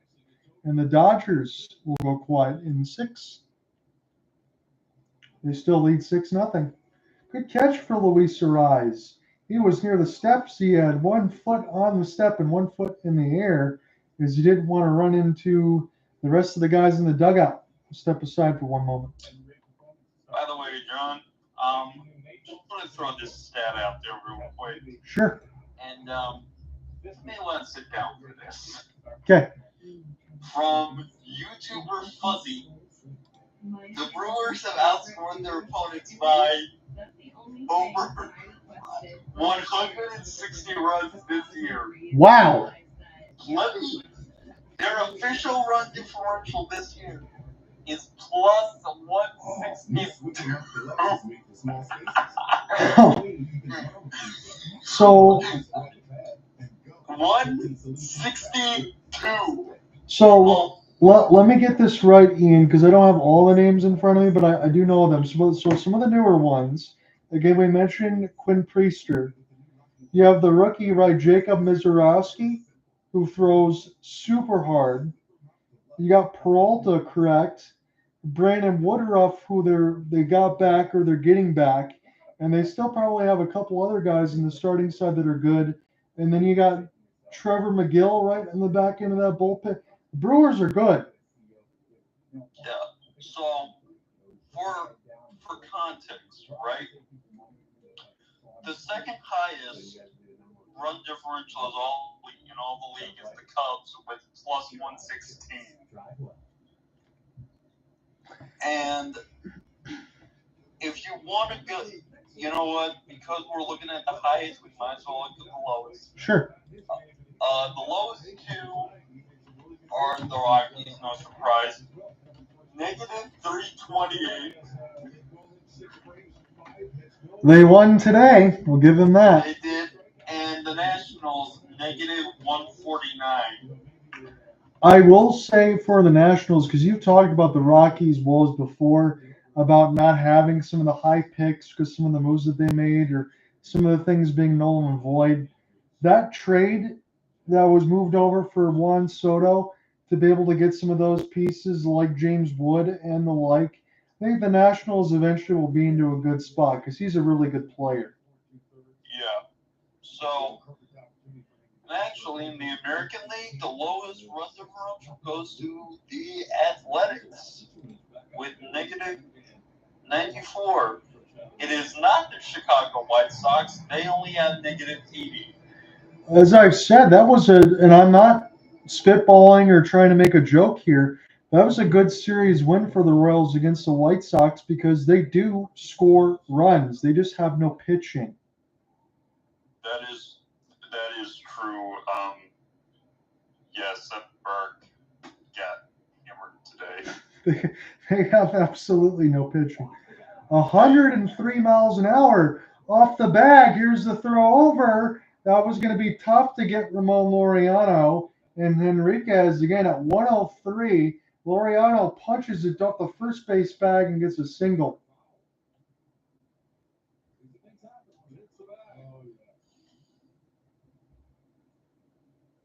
Take a look at this here. This was a cruise missile toward the first base bag. And that was absolutely smoked. Freddie Freeman didn't have a chance. He kind of wanted to make sure he didn't get out of the way of it. I'm not kidding you. I don't want to see him break his foot. So he'll back away from it and take the single for Ramon Laureano, who continues to rake since the move over. Now for the Athletics, I kind of wonder, Ian, I can't tell you for all the prospect pool, although you said about Nick Kurtz, who was just drafted last year and has been an absolute maniac. But when they get a chance to get settled and move back into Vegas, can the Athletics in 2 or 3 years from now start to look like the Athletics that, and I will make the joke here, that got absolutely clowned by the Tigers in the playoffs year after year? Wow, they really did. They really did get their butts kicked by you guys all the time.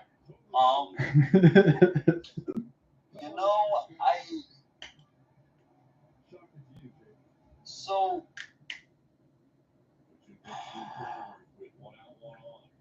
look, I don't know if this is going to happen or not, but most likely, once they get into their new home, Yeah. John Fisher's going to spend. Oh, they're looking forward to it, yes. Yeah, he's going to spend. And, with the fact that they just acquired the third best prospect in all of baseball, Leo DeVries. Yeah. By all accounts, they should have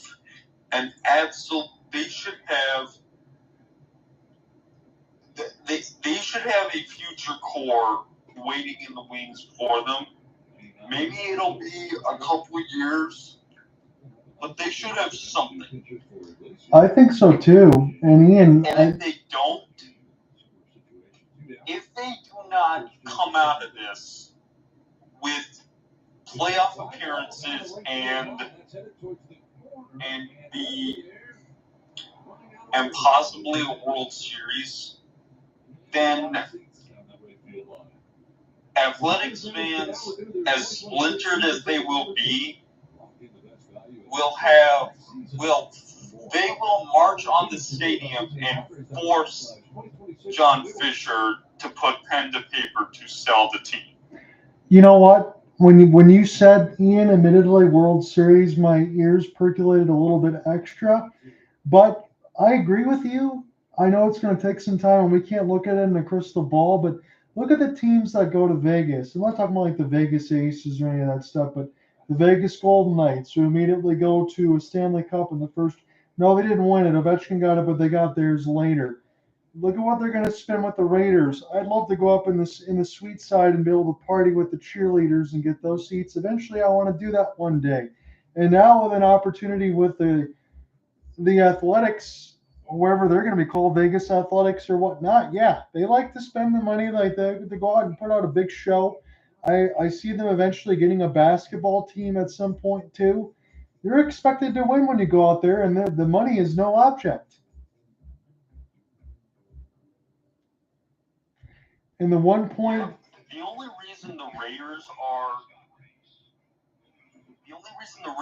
surviving the way they are is because of the fact that that it looks like they're on their way to creating something. That is the only reason why Vegas has not completely turned on them yet. No, I agree with you. I think they're going to have their time and their way to go. And I was going to say this because I know we'll both agree here. For the Athletics, you had to trade Mason Miller because otherwise you weren't going to get anything from him. They got a really good haul.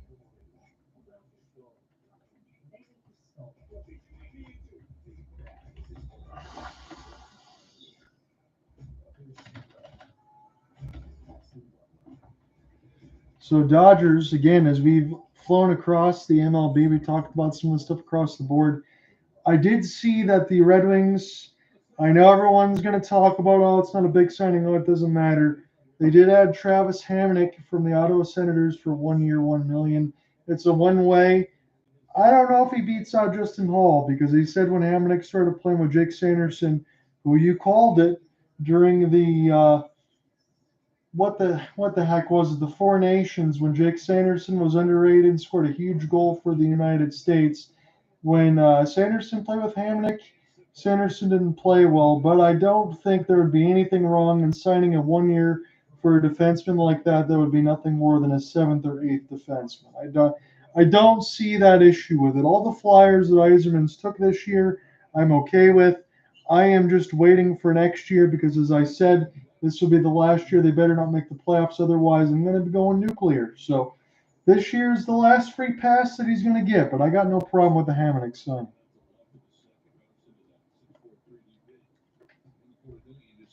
Mookie Betts will get things going here for 2, 3, 4 bets. Smith and Freeman. Dodgers have been comfortably up. It has been 5-0 since the second, and now 6-0 as our scoreline as we get set here for the really bottom 6 outs for the Dodgers to play with at the bat rack, because I just don't see this game changing. The scoreline might change, but the result won't from where we are. A pitcher violation for Marciano and Betts, a cannon to third. Machado's got his as well. 1 up, 1 down to start the 7th.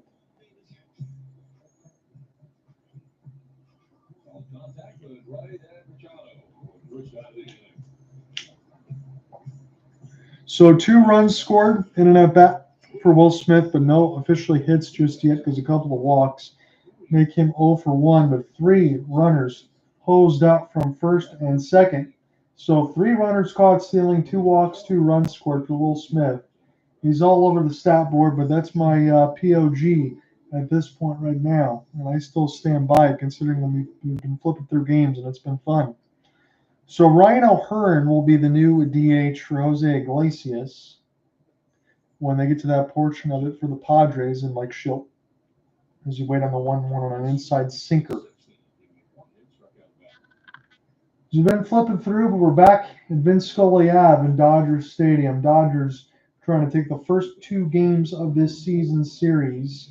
Now, not of the season series in totality, but of the series of the next 6 games. They do have a 3-1 series lead coming into it. They get 4-1 after last night, now 5-1 against the Padres should they win today, as this goes straight back. So that will take any sort of tiebreaker complications and toss it out the window, because there won't be any at this point if the Dodgers have anything to say about them. You could talk about their piecemeal work and their bullpen, which is true. They're waiting for guys to come back. However, their lineup is still their same lineup, regardless of some of the numbers that might have gone down. When you have someone like Will Smith batting .310 and having the 3rd highest average in all of baseball, you're getting somewhere. And when you got all that plus defense and behind the plate, you definitely have it. He's still only 30, probably be the most elite of elite seasons that he can have, but still, you're going to have Will Smith at this propensity at least for a couple more seasons. As is another full count. Will Smith might get his 3rd walk of the day. 3 walks and 3 runners caught stealing would be probably 1 of 1 in Major League Baseball. I don't know if that's ever happened before. 3-2, broke his bat. Machado takes several steps back, and it's played enough a hop to Arraez. He went in on it. He would have walked, but Smith offered, and it sawed his bat right in half. As his 2 outs in the bottom 7th.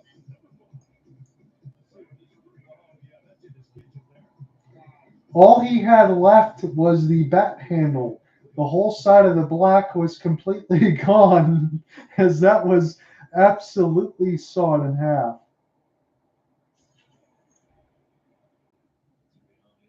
Freddie Freeman does not have a hit today, and you're not used to seeing somebody like him go 0 for 4. His batting average currently is at .297. He's a career .300 hitter, so he'd be below his numbers. 0 for 3 did reach on an error. Maricino has this one. It goes up top, make it 2-0. When I see his name, it looks similar to the great boxer Rocky Marciano, but it's Maricino. I believe I have that correct. As 3-0 way outside on a changeup. And Freddie Freeman probably going to give an obligatory take being up 6-0. Or he could swing if he wants to, because the team's already comfortably up. But usually, you might see one unless it's right down the middle. But you got to be careful here with Freddie. And he will take it bottom right corner, make it 3-1. Wasn't close enough to want to have to swing at it because he didn't need to. And Teoscar Hernandez, who's got a sac fly, a home run, a couple of RBIs to his credit. 94 toward the hands. We popped that foul. It'll be a full count. And I know we flipped around throughout the night pretty much, but there has been a lot of these for the Dodgers. An excellent job of working this Padres bullpen and everyone else over and over. And then you get a split series of 3 games, and then you come right back. The next one will be at Petco. This is line to Freddie, the center field for Jackson Merrill, and it'll be a single. So 1 for 4 for Freeman.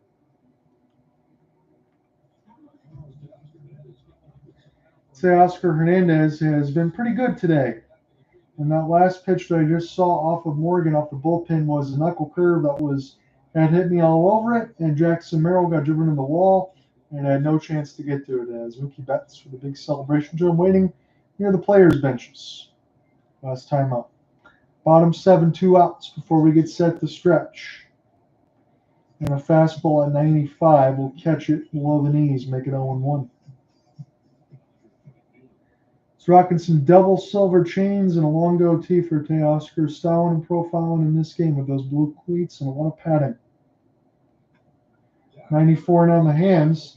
There'll be 3 straight outs for Machado. This one easy toss over to Cronenworth. And the Dodgers go quietly after the single. 6-0.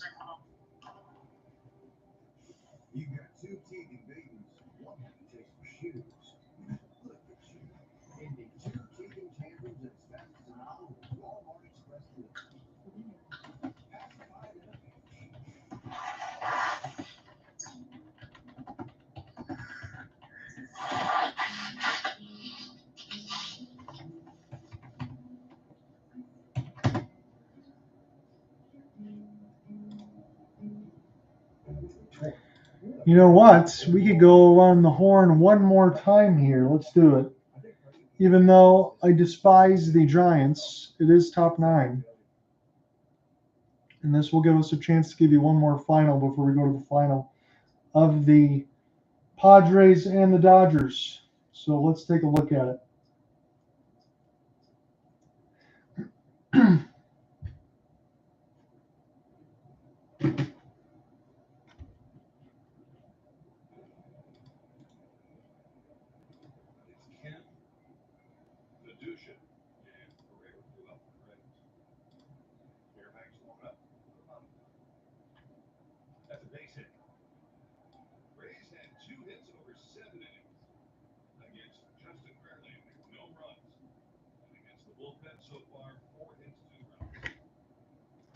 Okay, we're getting set up here for another live look.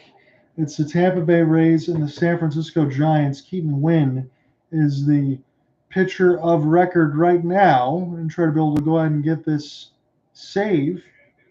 We're trying to hold in the 9th, excuse me, as the Tampa Bay Rays are up 2-1 in the 9th. Giants will have final at bats.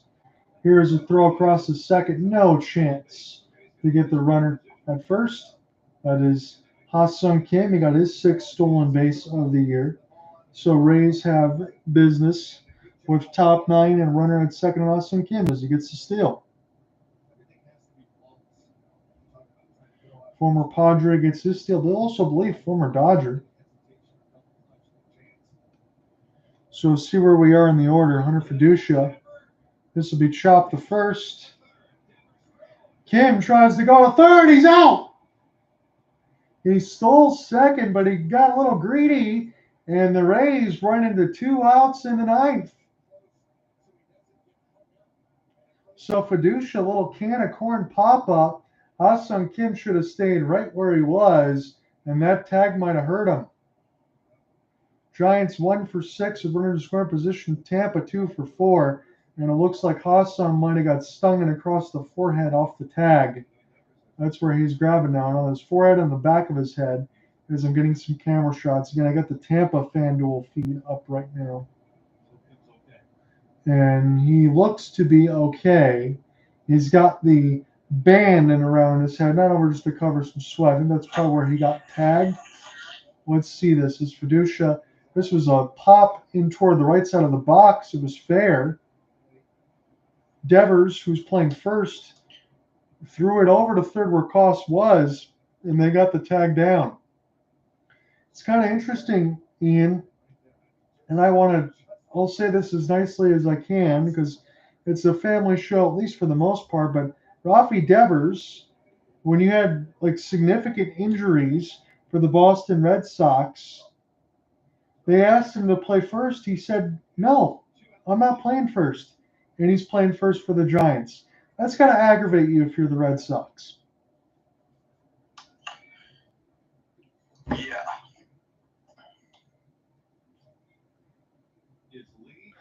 So Pereira now, the center fielder, Everson Pereira, he is the former Yankees product. Man, this Tampa Bay team just looks almost unrecognizable. I know we covered them last week, but some of the players that Kevin Cash has had to work with are guys that probably should be in AA, AAA. You just don't have any length in that lineup. Guys, keep Wynn's pitch is a splitter down, make it 2-1. Rays could have added on some runs, and they ran themselves into 2 outs, top 9. I've seen some pitiful base running across a lot of games today. We got a courtesy to flip through a lot. Pitch way outside the fastball, make it 3-1.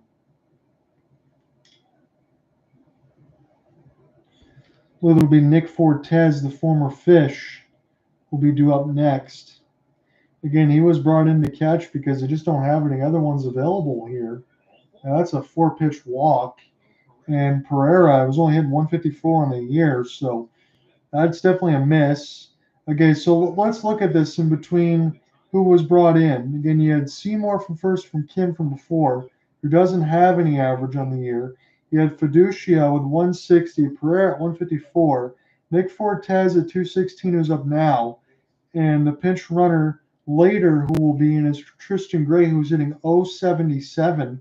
How do you win baseball games with that? You don't. It's quite simple.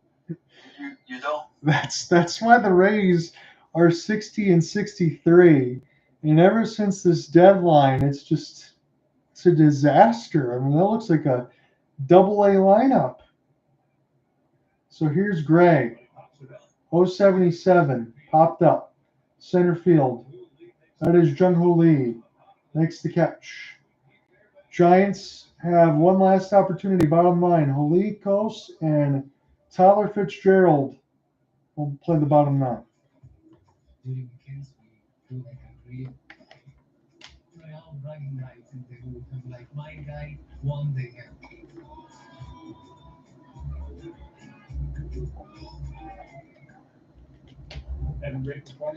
Yeah, look at some of this stuff too, because we talk about it. Red Sox move on from Devers, explode. They're a wild card team, and as Ian mentioned, I don't think they're giving up their spot either. They look really good. Giants were in business. They make the trade for Devers. Oh, this should skyrocket us and make us a really good team. No, they stink. They're 59-63. They have a worse record than the Rays do, who are 60-63. So, and I know the Giants absorbed, I don't know, Ian, if it was 80% or 100%, they pretty much absorbed all of Devers' contract. Yeah, I don't know what to say. I really do not know what to say. I'm not saying over the grand scheme of things that Devers hasn't been a good player, but without being in the locker room, and I can say this subjectively, we don't know this, I think he's got to be a locker room cancer. We talked about all the epicenter there with the Red Sox. I know the Red Sox have done some really scummy things, moving on from Chris Sale and Mookie Betts, but they made the right call moving on from Rafi Devers. I don't see how they made a mistake there. They finally got something right.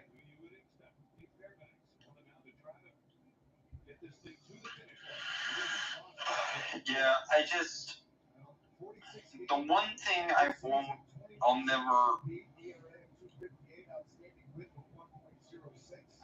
here's the thing about the Red Sox. They always seem to just, when you think they're doing something that could tank them for years, they always find a way to come back to relevance. Even with, some of the cheating scandal, because the Astros did it too, but Alex Cora was also part of it when the Red Sox won the World Series. You got JD Martinez and all that stuff. Then Alex Cora comes back. You go through all this other stuff, and then you're still ahead. You're absolutely right. They can really punch the wall through adversity. Pete Fairbanks on the mound to close it here in the ninth in the 2-1 ball game. Again, Jung-Hoo Lee is in the fifth side of the order. Make sure I pull this back up on the correct side of the box, because I got my windows all over the place. Lee, Coase, and Fitzgerald. Because Jung-Hoo Lee is pretty good on the bat-to-ball skills. Honestly, in center field, actually not bad in center field either. He's got the adequate speed. He's got a good arm. I wouldn't say an elite 5-tool player, but he does possess each one of those tools that are past a league average. He's just a good ball player. Waiting on the 1-2, 86, skied up high. Fiducia will give it a courtesy look, but nothing more than that. Again, you got the players only type of jerseys across all of the stuff at home. Respectively for the Giants, I don't think there's anything wrong with it. It looks a little bit plain, more like a party atmosphere in the all black with the Giants emblazoned across the center front. 96 for Fairbanks is a little bit low on that counter because he can absolutely get it up to 99, make it 2-2 as Jung-Hoo Lee is 2 for 6 in this series. 1 for 3 today. Giants need at least one more to play extras. Rays trying to close it down. 95 split the plate. This is going to get toward the right side, and Lee is going to take a long single. He thought about it, but they cut it off in front of the warning track in right field. That was Jake Mangum who was able to get there. He's got a ton of speed. So between Chandler Simpson in left and Jake Mangum in right, that's elite speed. As Ian mentioned here last week when we were on the broadcast, again, it's not Kevin Kiermaier or Carl Crawford, but they have a couple guys in the corner that can at least cut off the extra bases that Lee probably could have had. So Christian Koss, who's got 2 hits today and a double. Again, that really is all to speak of there. He's got the only RBI. RBI for Yandy Diaz and Brandon Lau are the only ones for the Rays, as Fairbanks has to deal with the runner at first. Pitch timer down to 3. Big swing and a miss for Koss. He was way late on the fastball, double single RBI today. 276. He's a middle infielder, going to play third today. In the bottom of the ninth here, Giants are on to their last outs. No outs yet to speak of being used. 85 was a slider inside of the hands. He was able to get that one in tight enough. It looked like Koss was going to go with it. He's 4 for 5 in this series, so he's been very, very good. He's been the one guy that the Rays can't get out, but he's up against it with an 0-2 count. Peake gets settled to deliver the 0-2. Big swing and a miss on a slider. Nowhere close to the zone. It bounced into the dirt. And that is now 1 out for the Giants. This may be the first time officially on record that I've called part of a Giants game, so I feel like I need some soap and water. But it is bottom 9 with a 1-run game. God help me if they go to the World Series. Alex going to have to do most of the work. Runner goes, and Jung-Hoo Lee has an easy steal unless they got a strike on it. Got a piece of it to Fitzgerald. He's got to go back. If who goes to the World Series? If the Giants go to the World Series and I got to work with Alec, he's going to have to do the play-by-play because I just don't want to talk about the Giants. Yeah, I don't see them making the playoffs this year, so I don't think you have to worry about that. No. Jung-Hoo Lee tries to go off at the pitch again, and he has to go back, make it 0-2. 2 strikeouts and a foul out for Tyler Fitzgerald.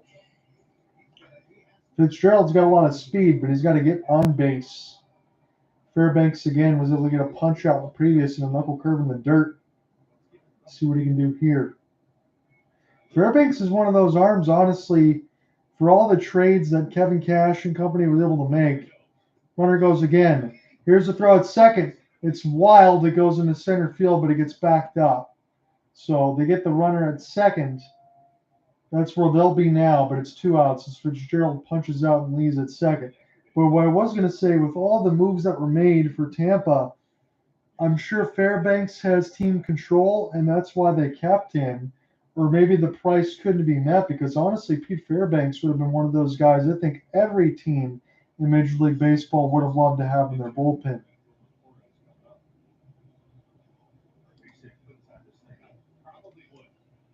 Looks like Grant McCray out of Billings, Montana, is the center fielder. And he is the option, unless there's someone coming off the bench. I'm looking on the ESPN card. It's Wilmer Flores. So he will pinch hit. Excuse me, sorry. As the final out, 248, 12 home runs, 61 RBI. I couldn't mute the mic in time. That would have been a disaster. I would have punched myself in the face trying to sneeze.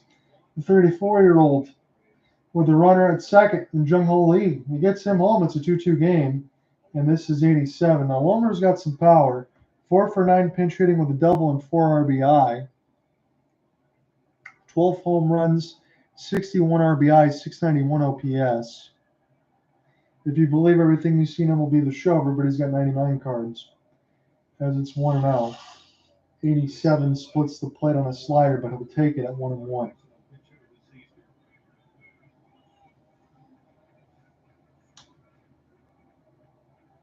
Looks like Kevin Cash might have been tossed out of this ball game from the camera shot that we got. Waiting on the 1-1. 98 was a beautiful pitch on the inside black and a handcuff Flores as he's down to his final strike. Fairbanks gets the sign. He's having a tough time trying to hear his catcher as the crowd's getting loud here. Let's see what they got. Can Fairbanks close it? Swing into this. The Rays win. 2-1. Pete Fairbanks does the job. They improved to 61 and 63, and the Giants fall to 59 and 64. They'll be 29 and 33 at at the Giants for where they are right now. I'll make sure I set this one up here. Yeah, 59 and 64. They fall 2-1 as they continue to be in free fall mode.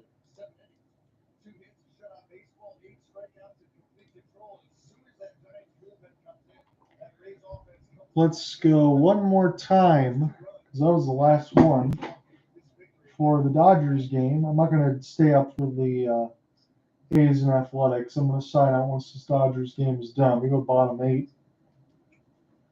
So we've fulfilled our purpose. We've gone across pretty much everything for Saturday night, which has been a lot of fun.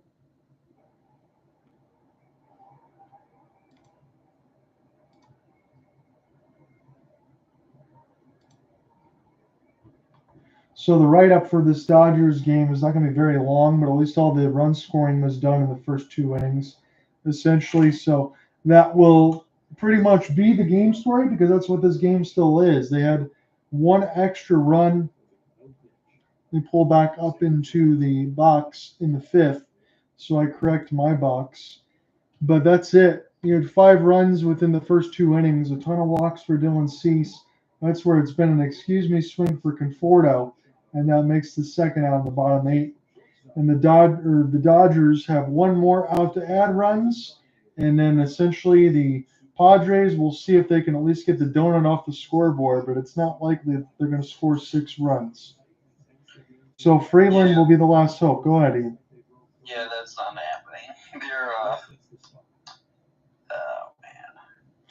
You know, outside of the Royals winning tonight, and I guess the Guardians losing to the Braves, it has not exactly been an interesting night of baseball. We've got some games that are close, but not really stuff that have been out of the realm of the wild, except for the Rockies beating the Diamondbacks. But those two teams aren't going anywhere anyway. So I get your point. Sometimes we get nights like this. So Anthony Banda was the last Dodgers pitcher, 2/3, 1 strikeout. They used Henriquez for an inning and a third, 1 hit, 2 strikeouts, and Blake Snell went 6 unblemished, 5 hits, 3 strikeouts. It has been Marashio, Matsui, Morgan, and Cease. Again for Dylan Cease, 3 earned runs, 5 runs allowed, 3 earned, 6 walks, 2 strikeouts. That has been the main stopping point in this game as Kyle Freeland punches out. So we'll go to the top 9, and then once this is done, I will sign out at least until Monday, and then I think Ian and I will at least be back by Saturday for the Tigers and the Royals. If there is any sort of rain delay or anything else like that, I could always pre-plan it and do a different game because you do have the MLB app with all the other games to give you a cross and give you a look around the league as we did today. Because sometimes when the games get out of hand, that's just the best course of action to do. Yes, sir.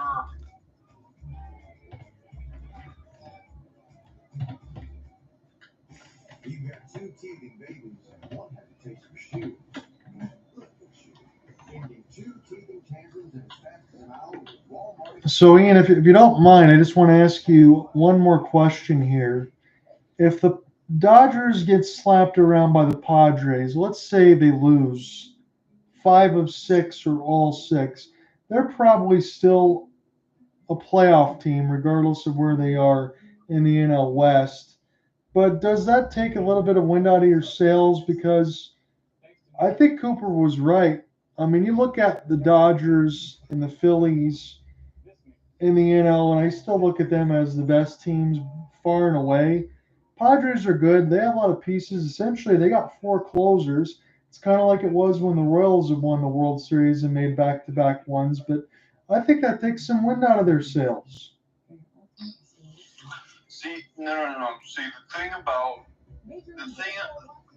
the main difference between the Padres and the Royals that won the World Series is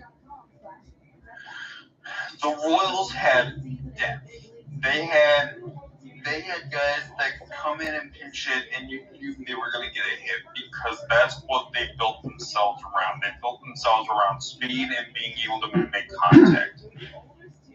The Padres, they don't have any depth. No, they don't. If anything, and right now, what they hope for every night is that the top of their lineup does just enough. They hope the top of their lineup gets on base and the bottom of their lineup does just enough to get runs across. Now, I will say, trading for Freddie Fermin, absolutely, that was a much needed move for them. But if they get into a situation like they did tonight, where even if they're hitting the ball, they're making careless mistakes, they don't have enough bats to come back. It doesn't matter. And now, for everything, listen, the Royals did not have the greatest starting rotation when they won the World Series. Far from it. Okay, sure, you had a young flamethrower in your Donovan Ventura, but he was still very green and he would make mistakes from time to time. You know, your number one starter was Edison Volquez, who more or less joined your team on a 2-year prove-it deal or a 1-year prove-it deal after having an okay stint with the Pirates. And then You know, you had as on the back end for your fifth starter, you had a veteran named Chris Young. Right. And then the other guys were a mix of Danny Duffy, Johnny Cueto, and God, I forget the other guy, but there's another guy in there. But yeah, so you look at the names of who they had in their starting rotation. Definitely not the caliber names the Padres usually have. You know, you didn't really expect Dylan Cease to be this much of a. No, he's falling off hard. I know they're losing, Joe Musgrove, trying to get, he's not going to be back this year. There's a couple guys that are out, but you make a great point on the top of the lineup with Tatis, Arraez, Machado, Merrill. Those got to be your heavy handers. I do like Bogaerts, but the bottom could be a little bit weak and suspect. And again, when they run it out, as you said, that's their own problem. But their starting rotation is where I really see the problem right now for the Padres. I really didn't expect, as you're right, with Dylan Cease. I mean, you taking him from 3 years ago with the White Sox, he's falling off a cliff. Yeah, what? And the Royals, the World Series winning Royals, they had a night in, night out formula. Yeah. The starters would go, and this was when everyone was rested. The starter would go 6 or 6 plus if they were able to. That was it. You know, I mean, Johnny Cueto would bust out a complete game, which is insane. I think in the second game of the World Series, it went like 120 plus pitches or something. But the formula was always starter goes 6 or 5 or 5 or 6 plus, and then you would turn it over to the bullpen, which was usually Lights out. Which was usually HDH, Holland, Davis, and Herrera. Yeah. And you know the thing, and it was exactly that. If the Royals had a lead going into the 7th, good night. Look to tomorrow because the Royals are not giving this up. Nope. And that's what they had. I mean, I remember, and they had the skill to go and, when they made the moves they did to acquire Zobrist and the depth that they had, they made those moves knowing that this was going to be that shot, and if he didn't, because in one game against the Reds, they were down by 1, and it was Aroldis Chapman. Aroldis Chapman, to that point, had not given up a home run in the Reds Stadium. What happens? Ben Zobrist goes yard. They take it into extras, and they win it in extras. You know, that's what they did. They had the formula. The Padres are a very top-heavy team. You're relying on guys like Jose Iglesias to get you, and this is not last year's. This is not Canalita from last year. Yeah. This is not OMG Jose. No, it's not. And so, sure, you have a lights-out bullpen, but you don't have reliable starting pitching across the board. I mean, who would you say is their best starting pitcher right now? I would have to look again. Give me 1 second. I'll look at 6-0. That's your final 1, 2, 3 in the 9th. I'm going to pause this really quick, but I'm going to look at this with the end, and then we'll close it. I'm going to look at this right now because I have this 40-man in front. I just didn't mark it all in my notes. But yeah, that's a good question because you have the bullpen, but you don't have the bridge to the bullpen. I don't trust any of these guys to at least go 5. It's not okay. So let's go through this. It's not Nestor Cortez. It's not Yu Darvish. Michael King's still on the IL. That's your only other eligible starter. and Joe Musgrove's not there. Their best arm right now is Nick Pivetta. Nick, your best arm. It's Nick Year Pivetta. 2025 is Nick Pivetta. That's not good enough. No. And okay, with the injuries they have, with Musgrove not coming back, with who are their arms? So Don't right tell now, me. okay, so right now, Nestor Cortez's ERA is well above 5. You got Yes. Michael King, who's coming back, who's still ERA above 4. Yu Darvish is about ERA above 5. That's 3 starters. Dylan Cease is over 5. And then Nick Pivetta, I think, is like really good, 2-2, somewhere around there. But you got 4 other starters, Ian, that are above 5 or around 5. They have no starters. Yeah. And wow. So yeah, you could have the bullpen guy. You know, honestly, even with the dominance of HDH, Right. the Padres could have that bullpen and still be in the position. I'll tell you this much: they wouldn't be better. They wouldn't be better because they don't have.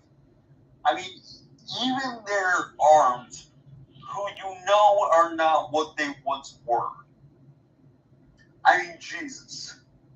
Look, even when the Royals were down, were pitching their 5th starter, who was Chris Young? You knew on most nights he was getting you 5. Yeah, he's going to pitch to contact, get me outs, get me through 5. Yes. And but here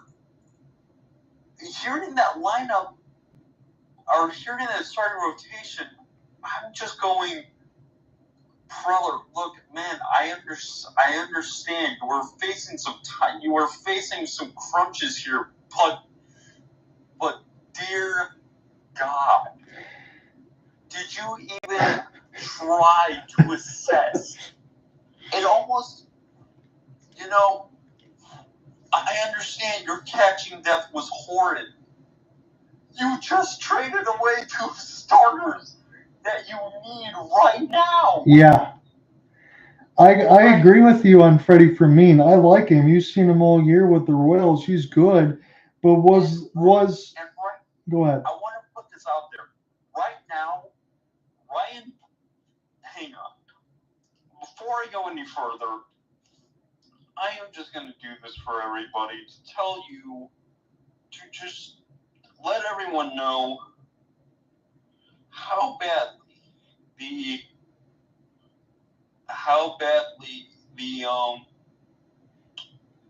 what do you call it?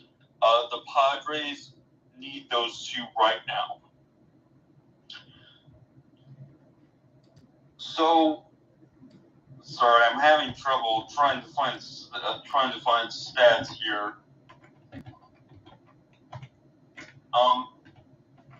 So the 2 guys they gave up for Freddie Fermin, Ryan Berger and Stephen Kolbeck. Kolbeck is right now. He is in AA or AAA. So, there's not much of a loss there. Ryan Berger, on the other hand, once I pull up his statistics. Okay.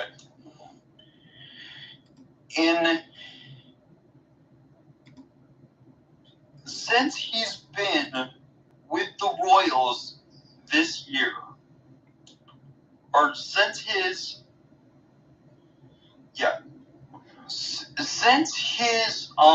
trade. Yep, I'm looking at it. I see it. He's got 2 games. His whip is at 0.79, and he looks decent from what he's done. And again, you could talk about for Kolek and for Burgett. You could say that it's not much of a loss for Kolek, but to Ian's point, He threw a lot of innings for the Padres. They needed starters. They need guys to go out there and get you some innings, get you some wins.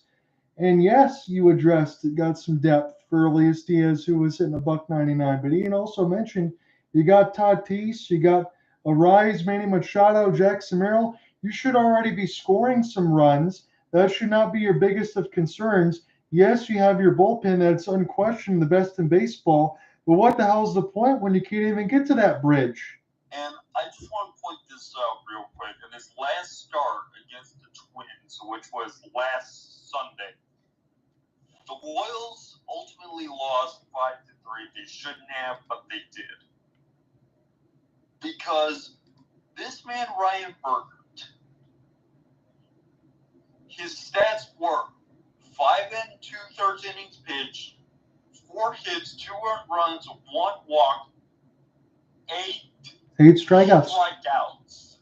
Let me say that again. 8 strikeouts. He's been very consistent in those couple of starts. They're 5 2/3 on both, only 2 earned runs, 10 strikeouts inside. He had 8 against the Twins, like you mentioned. He's been pretty darn good. I'm assuming that the Padres are missing that dearly. So, well, we'll see. Because I think Ian's made a great point. I kind of mentioned from where they would be as far as the standings. Yeah, probably the 6 out of 10. The Dodgers take their spot. They win the NL West. That's not a surprise. However, I really am concerned for as good as their offense can be. They didn't show it today. And for as good as their bullpen is, which is unquestioned the best in baseball, if you don't have that bridge and you have to start a early series, right? Because you didn't win the division. Let's say you got to start a wild card, you don't get a bye, and you're down in a game 1 or game 2 in a best of 3, and you're down quickly 5-6 runs. That game's probably over. Yeah. I mean, it is.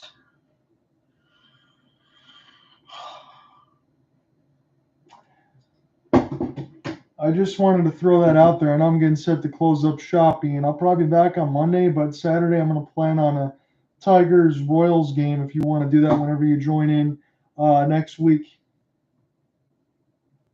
Yeah, I'll join in when I can, because that is going to be what also is going to be important is what I'm also going to be paying attention to, especially, is the position of the Yankees. Right. Because we looked at, okay, when you look at the schedule on paper, their path is not exactly a challenge. But the Yankees once controlled the AL East. Yes. By a decent margin, if Yeah. I remember correctly. They then fell into a tailspin. Now, granted, honestly, that was because Aaron Judge wasn't in the lineup. He just came back and hit 2 tanks the last 2 games. Yes. Yeah. So there's that. But then again,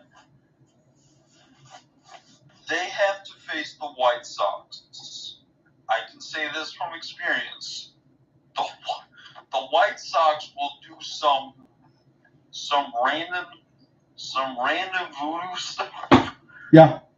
And they'll squeeze out a win that they shouldn't.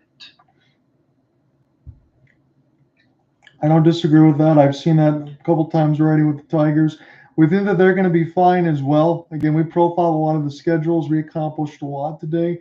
It was a good run across this very wacky day of baseball. But again, I'll be back on Monday. The assignment's going to be TBD. I'll announce it tomorrow once I get the notes ready. And then Saturday side is likely going to be Tigers and Royals because I haven't covered the Tigers in a minute. It's been a big series for both of us. Have some fun. And then as we go across, we'll get some more late baseball. And then hockey season will be coming up shortly as well. I know Alec does all the NFL stuff. I've never called an NFL game. I don't know enough about it. But maybe at some point I can do some color and have some fun. Try to learn and do some different things and branch out. So we'll see how it goes. Yeah, and I cannot wait for hockey to come back. So all of us, including Cooper Hopkins, can just hop into his space and commentate a game. We have a lot of fun in the hockey season. For any of the new listeners that join in or join in late or whatnot, definitely don't miss that when we cover in the season, because that's kind of where all of us shine. We enjoy covering everything else, though. I like basketball, baseball, all that too, but hockey season is king. So Absolutely. All right, man. Have a good night. you take care. We'll see.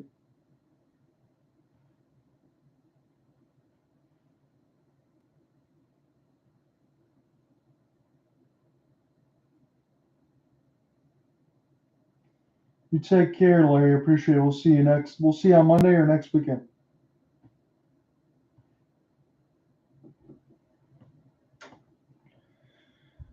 All right, we're closing up shop. We went all the way around the league. We did cover the Dodgers in San Diego today. That was kind of a laugher from the second. That's why we went around the league today. Had a good backup plan. So we'll talk soon. I'll probably see you Monday, and we'll figure that out. But Saturday will probably be Royals and Tigers. Peace, everybody.